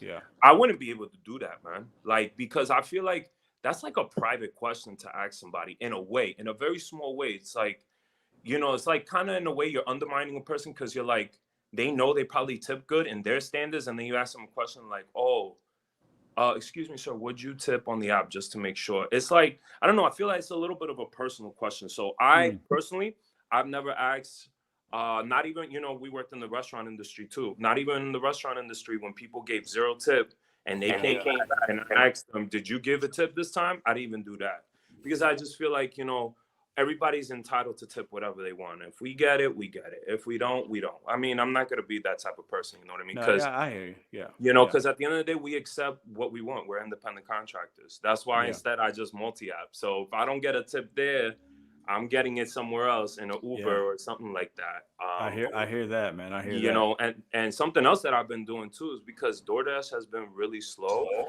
I'm getting like little small business cards, and I already have 2 restaurants that I've been asking multiple restaurants, because, you know, the holidays are coming up, and I'm asking them if they want me to fulfill any catering orders. So I have business cards. Yes, sir. Yeah. I'm handing out small business cards. Side gig. Yeah, and then I'm gonna do like, hey, you know, my name is Hector, and you know, I see that you guys are really busy. Are you guys interested in, you know, doing like 1 or 2 catering orders for me? Like, you know, I'll be able to fulfill them. And I'm really cool with a lot of managers around my area. I have I do the same thing. Yeah. So I have it's a great idea. And the good thing about it is that, real quick, I tell them that I do cash only, because I'll help you out with the taxes. Don't say it. Yeah, well, no, I have that with. As your attorney, I would ask you to. Yeah, so I haven't given you the dollar yet. Before we get to the Matrix, I have 3 places in my market that I do that with. I don't do a lot of business with them. It fluctuates, but it is cash and it's easy, and they know me. You have to. What I would say is, and Hector knows this, but this is for everybody else, right? You have to do a little bit of business with them on the app so that they can trust that you know what you're doing, you're polite, you have a hot bag, a catering bag. They see that. They see that you're handling, that you look good, right? That you could represent their business. If you can do that, definitely ask those questions. Holiday season's coming up. Office parties, big catering orders, they're going to be coming up. Bonuses. Bonuses. Yeah. So if you're not building relationships with your local merchants, you got to do it. It can be a game changer. You might now it might not hit for everybody, but I know there'll be a day in the next 2 to 3 to 4 months. I'll do one order one day and I'll be done for the entire day, right? Because I built those relationships. I know I'll go with Steve's Hot Dogs. I'll make $200 on one order and I'll be done. It'll take me an hour. No right? way. Oh, absolutely. Absolutely. On one order? On one order. Yes, absolutely. Wow. I can't do with restaurant on mine too, but they telling me that I could get $200 to $300, $400. Yeah, that's not going to happen often, but it's going to happen probably. It'll happen this holiday season 2 or 3 times. Mm-hmm. So yeah, it's not going to happen often, but you have to. If you have these relationships, you can get. It's a little bit of luck, but a little bit of hustle. But you should make a separate video on that, Pedro. Oh, I'll do it when it happens. I'll film that. Yeah, I did one. I made a video on this one that I did with them. It was probably maybe 2 months ago. I think it was $110 is what I made, and it took me like 45 minutes. It's out there. It's in YouTube. Yeah, you set it up. You set it up, and it was a hot dog. I set it up. Absolutely, and that's off the app. Cash money, and they text me. I talk to these guys. I see them weekly. They text me, "Hey, I got this one," and sometimes I say I'm available. Sometimes I'm not. You don't always need an app to make money. You can make your own way if you know how to build relationships with people and if they can trust you. It can be done. It's not gonna fill 100% of your earnings, but it can fill in some gaps here and there. I know I'll have 2 or 3 days this year that I'll make $200 and it'll be about an hour and a half's worth of work, and I'll take the rest of the day off. So. Matrix, what do you got? Let me bounce right off of that, bro. That's a perfect segue. I built a food truck. I know it's not the topic, but I have a food truck. It's fully ready to go. I'm waiting on the health department to approve the truck. So I go to all these drop-offs and I kind of, talk to the customers or talk to even the restaurants. And I'm like, hey, I built a food truck. And they're like, hey, let us know when it's done. You could come pull up in our parking lot. We'd love to have a food truck here. I drop off at a bank. I drop off at a discount tire company.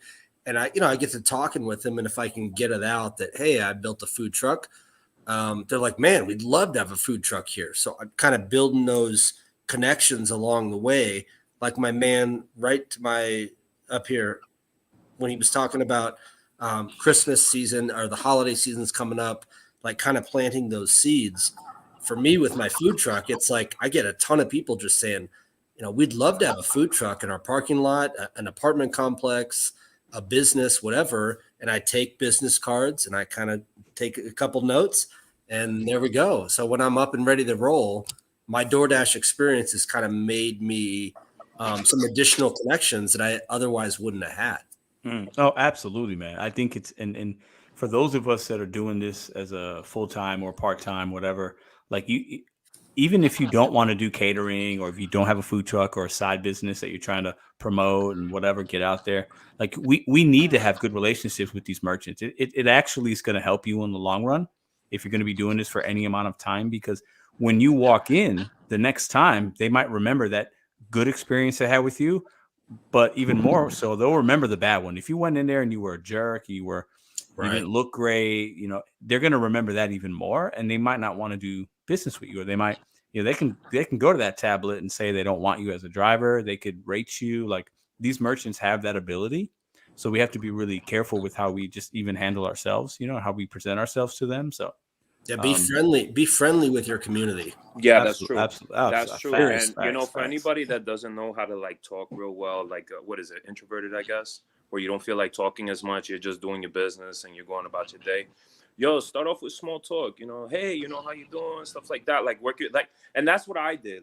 Because I noticed that, my personality is very high end. I'm a very talkative type of person. And there's a lot of places I go to, people don't want to talk. They just go about the business. So I get to learn them a little bit and stuff like that. And they start to realize, he comes here every day. He's consistent. He's always on time. He takes care of us. And then, I just asked him slowly, hey, I'll be able to fulfill any orders that you want me to. You know, the orders that are sitting there or whatever, stuff like that. Just pay me whatever you want. And they like it too. And sometimes you will get free food. Sometimes, yeah, this is true. This is. Are you in Miami? Good. Are you in Miami? Huh? No, me, I'm in Houston, but I'm Houston. Okay, you got a Miami vibe to you, bro. It's good. It's a good vibe to have. Yeah, well, I know how to dance a little bit of bachata and merengue. So. Oh, there we go. Yeah. There we go. There we go. Mucho bueno way. So yeah, I got a few more people waiting. I appreciate you guys. I got a few shout outs I want to give in a minute, but Hector, before I let you go, you saw my Bears won today. You saw that, right? Oh yeah. Yeah. They got an interception. We're like, still, so, I wait. Well, tomorrow, riding the streak. Yeah. So for those of you that don't know, me and my good friend Hannibal from Hannibal is Hungry have a podcast. We're going live tomorrow, right at the end of the Giants Dallas Cowboys game, and we're going to kind of react to the game. We're going to see if the Giants win. So for anybody that wants to know, we have a podcast. It's on YouTube, but it's also on podcast. It's called the Pedro and Hannibal Podcast. We talk about sports, relationships, music, life. Come check us out. We're going to be live tomorrow night. So just a shameless plug right there. I'm going on. You know me. Oh, I know that. I know you come. I know you're going to be there. I'm watching my Denver Broncos live right now. What's the score? They've scored the same number of points as the Colorado Rockies scored today. 5 effing points with Russell Wilson, a good receiving core, good running back core. Bro, your coach sucks. This is what's happening. Yeah, Nathaniel Hackett is the problem. He sucks dicks. Yeah. I have Russell Wilson on my fantasy team. I benched him because he's been trashed for 2 weeks. He's been terrible. He's been trashed, Pedro. He's trashed tonight. They got 5 goddamn points. The issue is the play calling. The play calling is from 1985. We got a squad. We got a squad of full talent, and I think Nathaniel Hackett is mucking the entire thing up. Yeah, and another issue is Russell Wilson's talented, but he has no balls. He can't stand up for himself. He can't say, no, I'm not going to kick a field goal. Let's go for this. I'm sorry. They scored. They have 11 points now. Oh, so it's like a high Yankees. Yeah. Anyways, I don't want to make it all about football. That'll be tomorrow night. Kathy, Damian, Matrix, and Hector, appreciate you guys for coming on the show. Thank you very much. Thank you. Nice chatting, guys. Take care. All right. Bye-bye. Okay, so good conversation. You never know what'll happen. But oh man, DoorDash, restaurants, maybe more so. I'm learning. I knew this, but it's definitely. I'm hearing more stories from you guys about the restaurants manipulating that bag, manipulating that money. That's really what's happening here, and that's why most of us will not be successful, and I also think most of us won't be able to even do this for an extended period of time. I don't think this gig economy of food delivery and even rideshare is sustainable long term. Right? I think it's really great short term. That's just my opinion. The things are going to continue to change. Automation's coming. Maybe not fast, but it's happening. Right? And the reason that they don't pay us enough sometimes is because automation is a big part of their budget. They're going to get their costs down long term, and they don't want us delivering the food. They'd rather have a robot do it in some areas, right? So a lot to digest there. Maybe that's a whole nother live, but what's up, Holly? But I want to give a couple shout outs real quick. So I forgot to do that because the last couple of weeks I've been forgetting to plug a couple channels. I try to shout out 3 channels a week, and I have 3 this week, and I'm going to shout them out right now. Okay. I'm gonna save the best one for last because I know he's listening. So actually, both of these guys might be listening, and maybe the other person too. The first one's Dashing Trader. I talked about him a little earlier. Go check him out. I think somebody put a clip in earlier. Who is it? Somebody's privately sending me some crazy messages. Hold on, I'm gonna read these. Hold on. Yeah, that's funny. Okay. I hope your night's better. I hope you hold on. I hope your night's better. Shout out to my boy, the Dashing Trader. Entertaining channel. He actually has a few videos where he's confronting and filming himself, confronting non-tippers. I wouldn't recommend it. I don't think he would either, but he's a YouTuber, right? And he's got a great hustle. So shout out to my boy. He's from St. Louis. And then Kimssidemoneyplans. I want to show her a little love here. I know a lot of you guys know Kimssidemoneyplans. Okay. She's got a great channel. She's very positive. She hustles. She's a true hustler. I've said this even like last year and a half ago. Her and Mr. Flex are the number one hustlers on YouTube. Like they just hustle. The work ethic is crazy when it comes to these apps, right? But she's doing her Top Dasher stuff, and she's showing and talking about her earnings, being very transparent. She's being positive. I just want to show her a little love. If you don't know who Kimssidemoneyplans is, go check her out. So Dashing Trader, Kimssidemoneyplans. And the last one is The Driven Dad. He just hit 1K subs, I think yesterday or the day before. And it's well-deserved.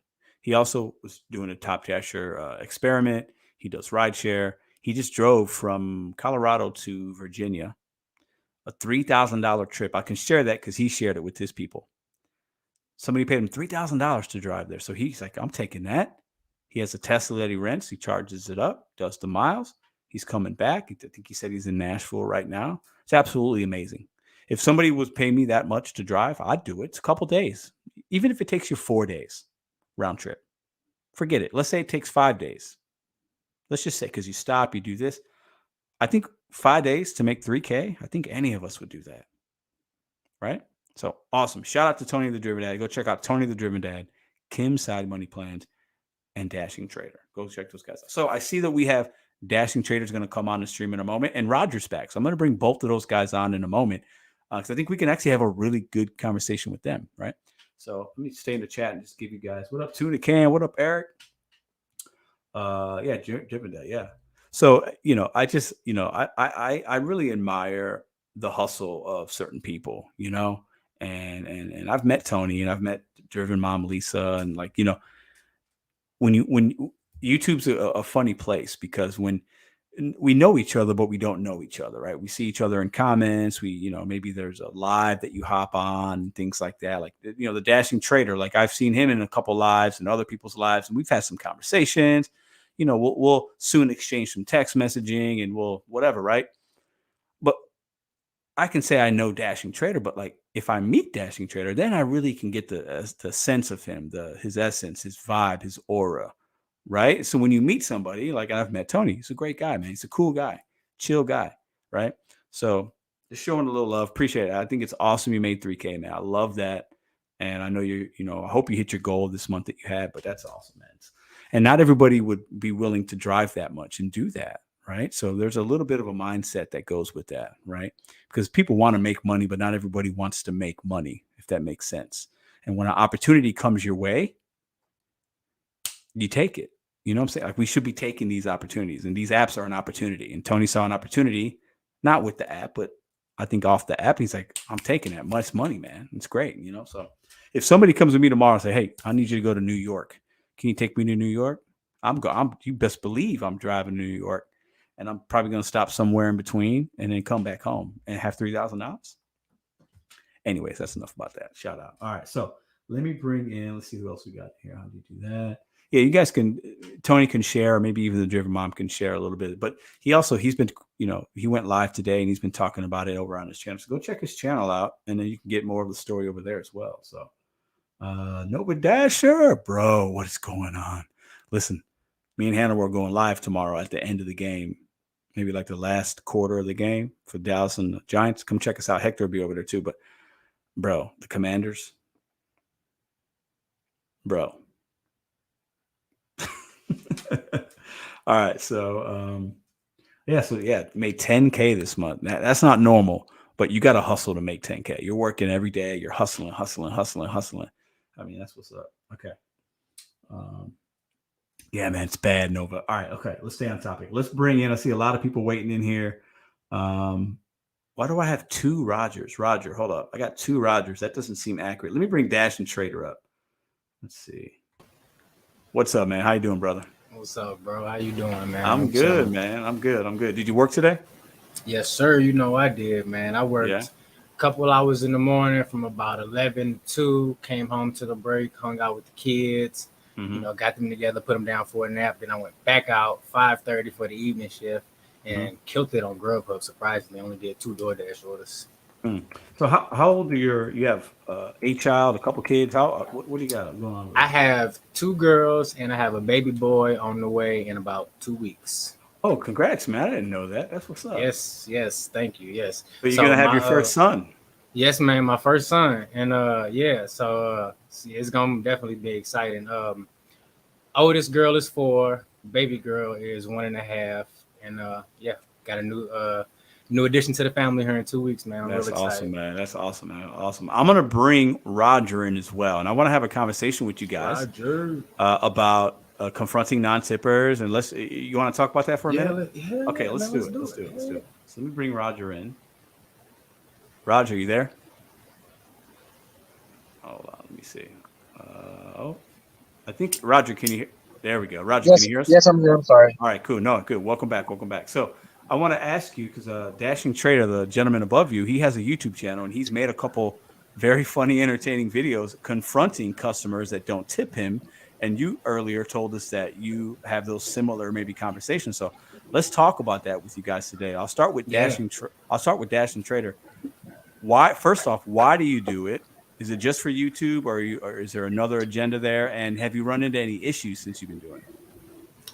So first, I want to first say thank you for the little video plug you gave me earlier. Pretty sure a couple people checked it out already. It's all good, man. It's all good. Yeah, to get into it, basically, it's a 2-part answer to that question. So I did it for research, for one, because I had a suspicion that it wasn't just a lot of people not tipping. And the reason I had this suspicion is because I selectively choose the areas that I like to dash in. And I go towards where the money is, basically. Mm-hmm. So I had been gathering my own information in my area, and I've been asking the customers already before I even start recording, had they been tipping, and it ain't reflecting what it's showing on the DoorDash app. Now, of course, a lot of people could be, they could be just lying to me because, why they don't have any incentive to tell me the truth after I give them their food, honestly. So I had to, basically say, I'm about to go out and see for myself. So I'm finna confront the customers, and I want to record it, and I want to see, is it merchants stealing the tips? Is it something else going on? Are people actually being cheap? And the other part of that question is, it's for YouTube. It's for to get my channel out there, to get my name heard, because my overall goal is to help dashers, especially new dashers, earn more money using the gig apps like DoorDash, Uber Eats, and Instacart. So it's really just a tool to get my channel out there, so that new dashers that's entering the atmosphere, they can kind of, have somewhere they can go to and learn some tips and tricks and maximize. That's really what it's about. Yeah, I hear that. It's definitely an attention grabber though, because. But have you run into any? Have you had any like awkward or bad situations or anything? Like if you had something happen where you're like, hold up, should I really be doing this? Like, have you had anything like that yet or no? No, man. Okay. Surprisingly, for real, no. And I ain't trying to sound like, I'm that guy, anything like that. I'm just a person taking a risk and taking a leap of faith and doing it. And at the end of the day, it is a risk. I am risking, something happening to me, something happening to my account. Yeah. Somebody being mad about the way I'm asking them, what I'm asking them. But I thought about all that, and what I'm saying, I'm up for the challenge, and if I pray to God nothing happened, but at the same time, I got to be willing to do something that other people ain't doing. There's a lot of people out there in our niche that's already got their little corner of the market, and ain't nothing wrong with that. This is true. Yeah. And if I got to be the guy that's confronting non-tippers because everybody else thinking about it, but they too scared to do it, well, so be it. You know what I'm saying? I get it. Guy. Yeah. Hey, how you doing? I'm the Dashing Trader. I'm here to confront these non-tippers, so you don't have to. And you can be mad, but you're gonna click on it and you're gonna watch it. There you go. Yeah. So it's nice to meet you. Yeah. Roger, what do you say? What do you say to that? You got a fellow driver that does something similar as you. What do you guys say about that? Actually, it's because people are saying that we confront. On my part, I don't confront the customers. I kind of sweep back to them, like be nice, polite, and I tell them, hey, I'm sorry, I don't mean to bother you, but you see, I only received $2 as a tip, and I don't know if you noticed, but I don't know if DoorDash is hiding the tips or no, but I'm just showing you what I get to deliver your food. I don't think the gas is expensive, you don't have to tip me, and sometimes I tell them, hey, you don't have to tip me right now if you don't want to, but I'm just letting you know what's going on, so they're not giving me enough money. Yeah, it's very important that you said that, because in a couple of my my confrontations that what I've been noticing is the customers don't have a lot of the information that we as seasoned, multi-appers know. Like, they don't know that we get paid a lousy base pay on most of these apps.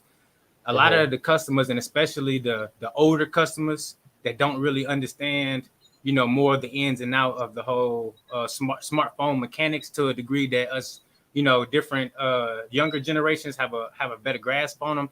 They under the impression that we're getting paid a decent hourly wage, and in a lot of different markets, the minimum wage might be a different thing. Back home, it was like $7.25. Out here in South Dakota, minimum wage is like $10.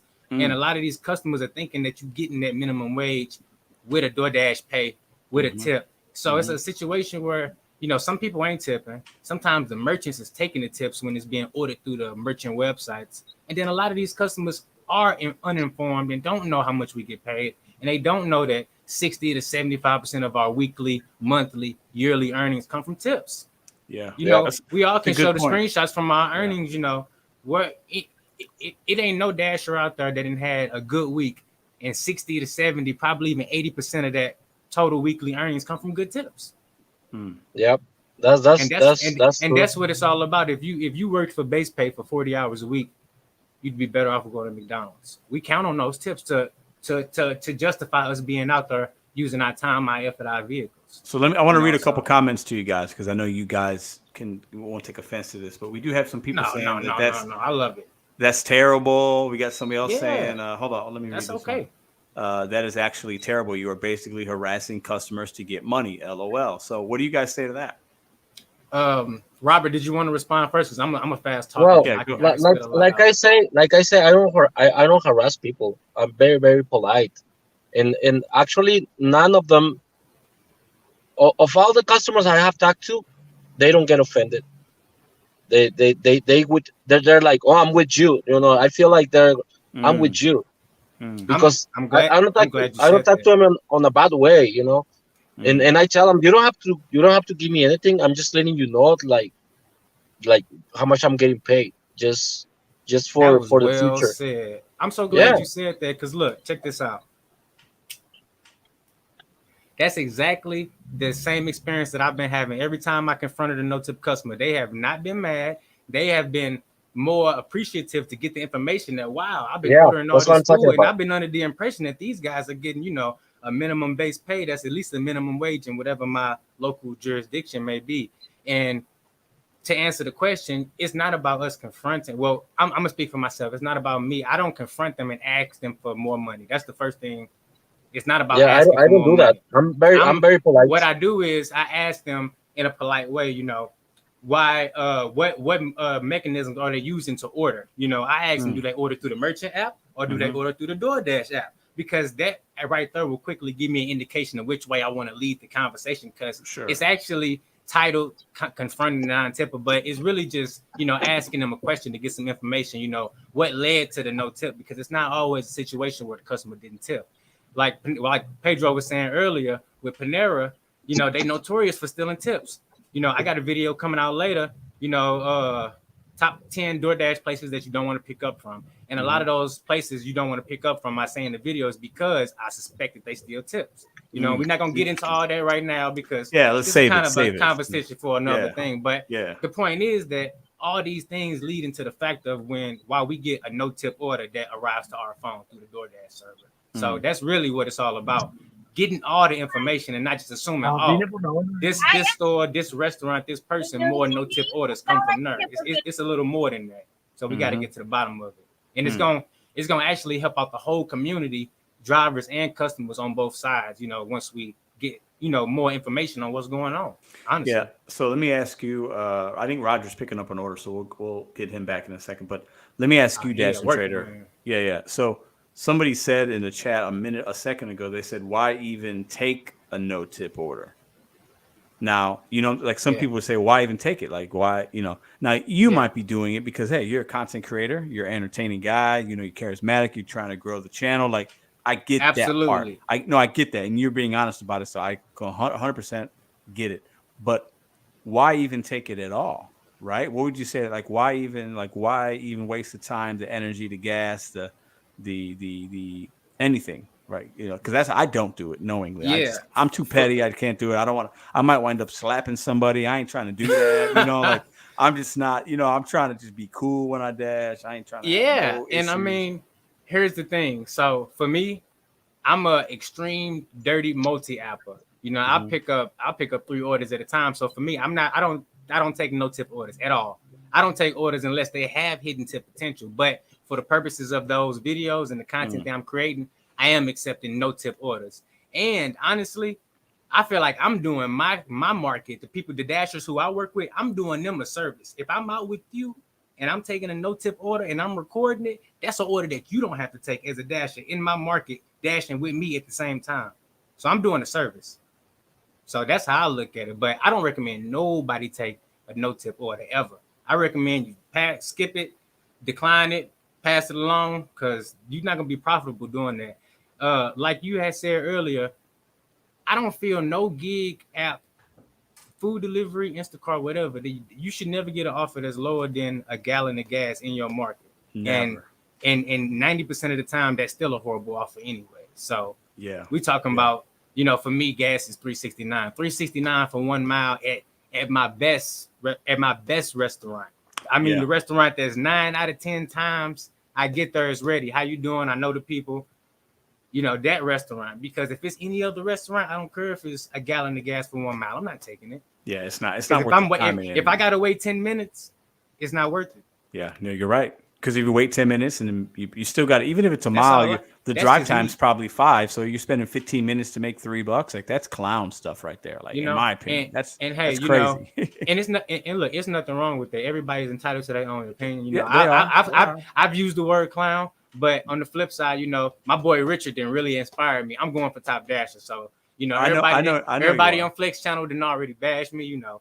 Sit up and say no tip, no trip. Look, it's all right. It's and all about the research. We'll talk off camera about that, you know. I get it. Trust me, I get it. And you know, maybe you learn something, or maybe it unlocks something for you. Who knows? It's fine. Like, we got to be like, I went live last time talking about adapting. We have to be willing to adapt, because if you ain't adapting, you're gonna die. Like, this world's changing very fast. Come on, the way we make money's changing, the way the apps work's changing, the way the consumers orders changing.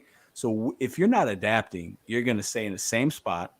And unless you're extremely happy with everything you got going on around you, you need to adapt. Like, we have to be willing to adapt and try new things. You know what I'm saying? Like, my situation's unique in the way that I don't feel like I need to go for Top Dasher, because I'm doing okay in my market. I'm multi-app.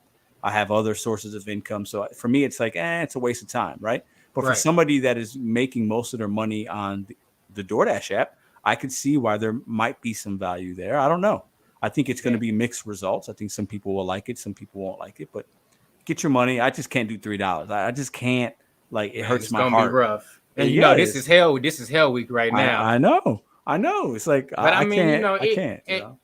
And in all honesty, you know, like, what made me, you know, more relaxed about the whole situation is I have multiple gig apps, multiple ways of income, multiple things I can do besides going for Top Dasher to earn my money. So, you know, at the end of the day, I'm doing it for research. I hope that it works out for me, you know, to where it's a more profitable month.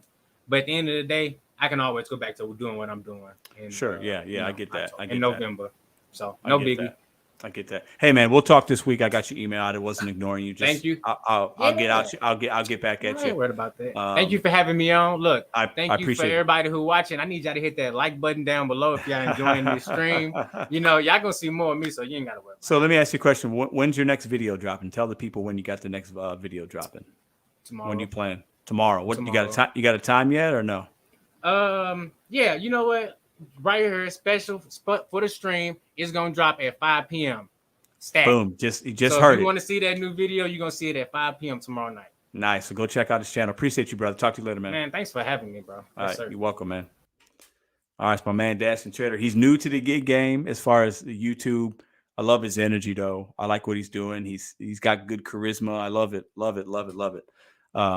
You know, and I try to remember, and we all should remember, like, I started a channel 1.5 years ago. I had 1 subscriber at one time.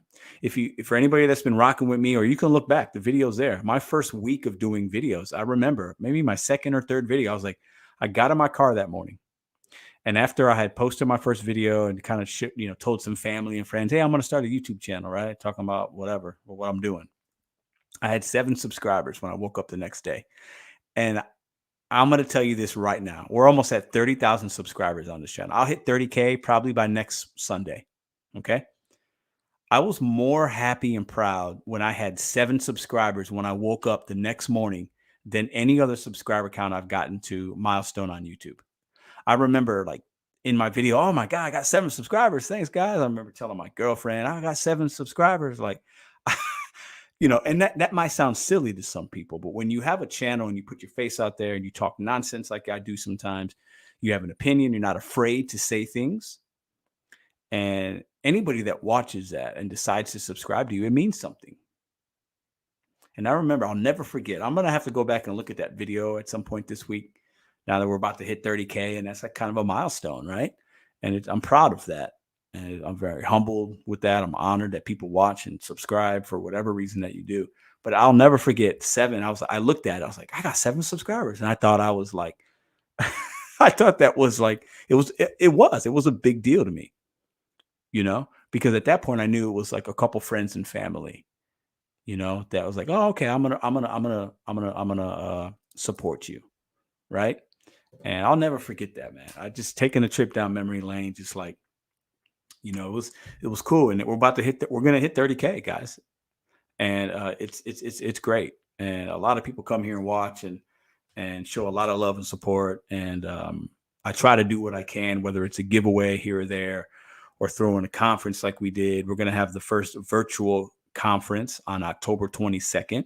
It'll be a 5 or 6 hour live stream. It's going to be a very unique experience, unlike anything you've ever seen in the gig tuber space. Okay. This event will be very different. It will be live. It's going to be very, very unique.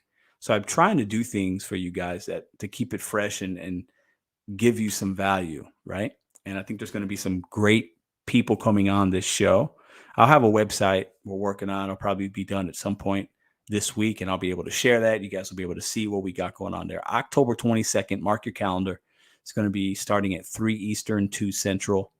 It's a Saturday, October 22nd. So be on the lookout for kind of different type of things coming along the pipeline. So I think that's going to be the show tonight. We're at 2 hours.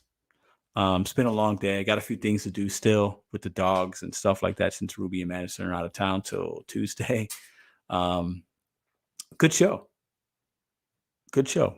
Some new guests came on, some different perspectives. We talked about, obviously, the topics we talked about. Then we also started talking about the confronting non-tippers and things like that. I think that was an interesting conversation. So I appreciate all of y'all. I think, let me see here 1 second if I can find it.